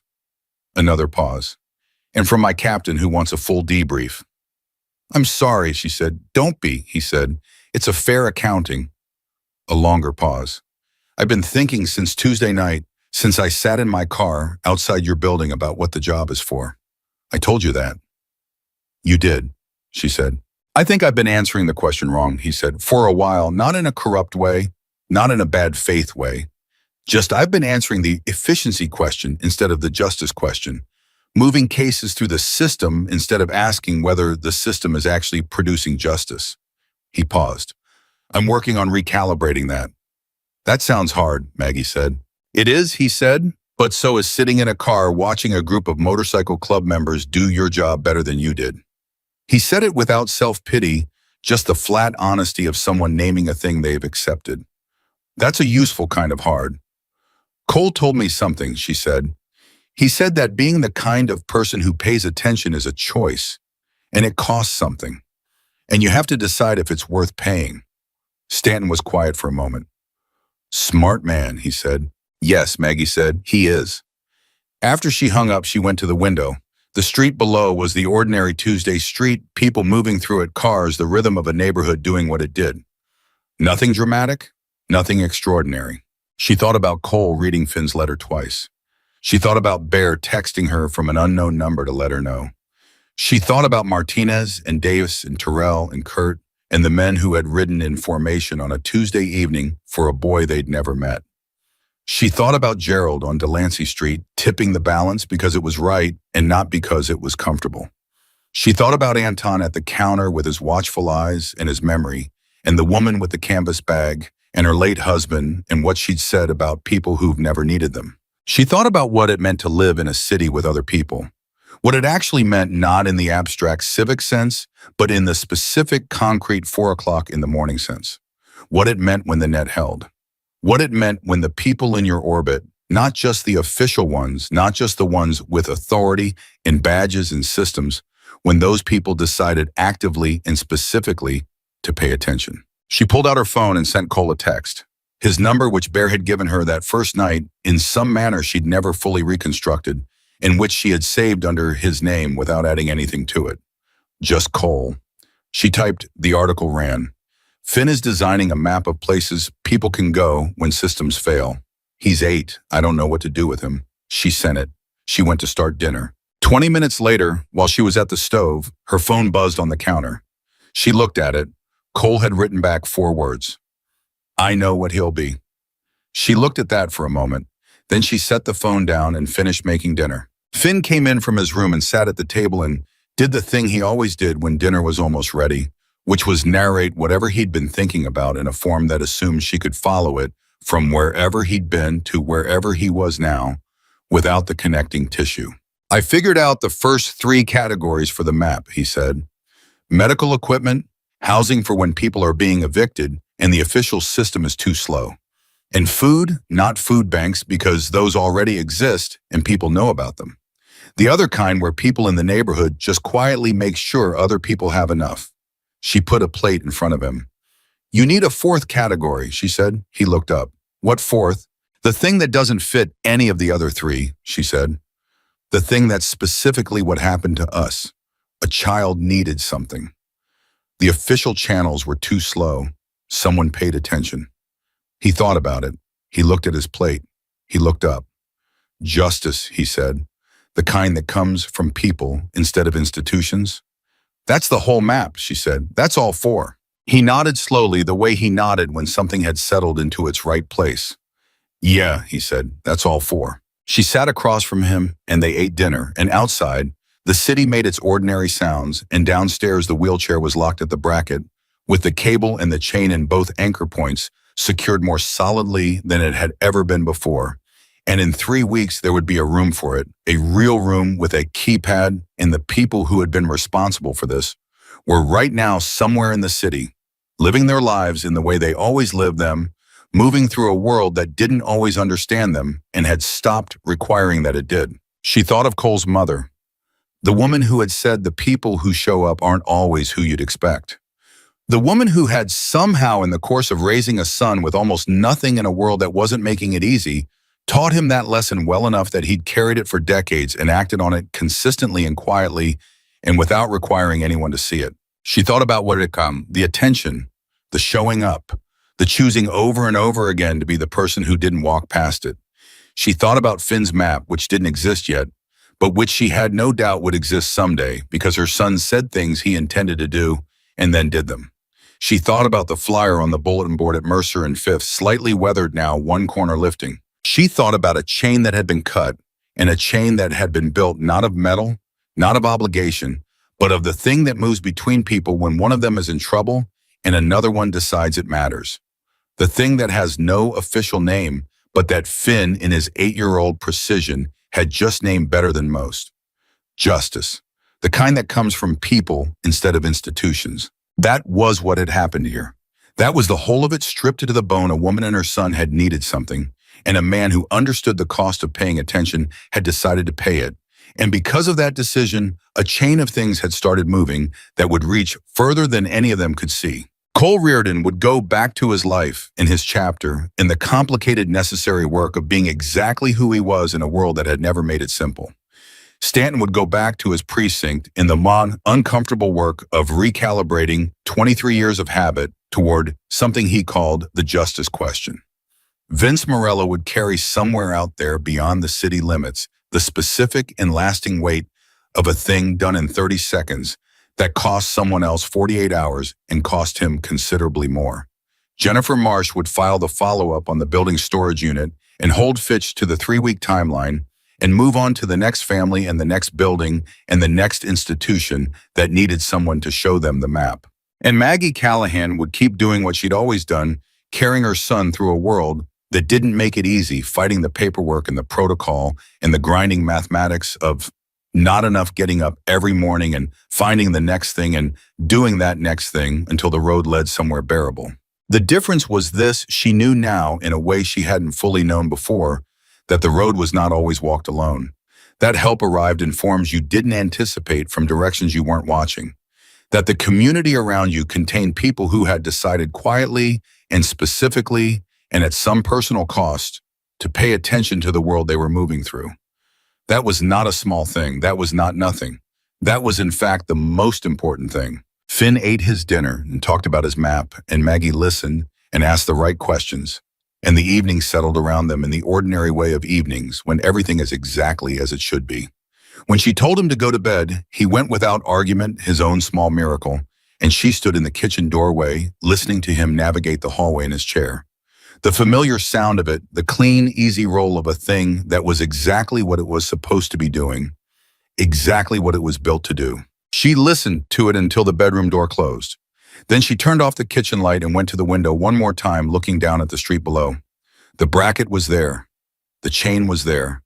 The evening was quiet in the way that evenings are quiet after everything that matters has already happened. Somewhere across the city, a man named Cole Reardon had read a letter from an 8-year-old twice and kept it. That was enough. That was the whole story. Some things, when they're broken, don't just get fixed. They get fixed better than they were before, by hands you never expected for reasons that don't require explanation. And the people those hands belong to ask for nothing except that you remember when someone showed up for you, you go be that person for someone else. Finn Callahan was going to be that person. His mother already was. And somewhere in the city that didn't always get it right, there were men on motorcycles who already knew it, who had always known it, and who would keep knowing it long after this particular Tuesday evening had become just another night. That is what justice looks like when it comes from people. That is what it has always looked like. And it is enough.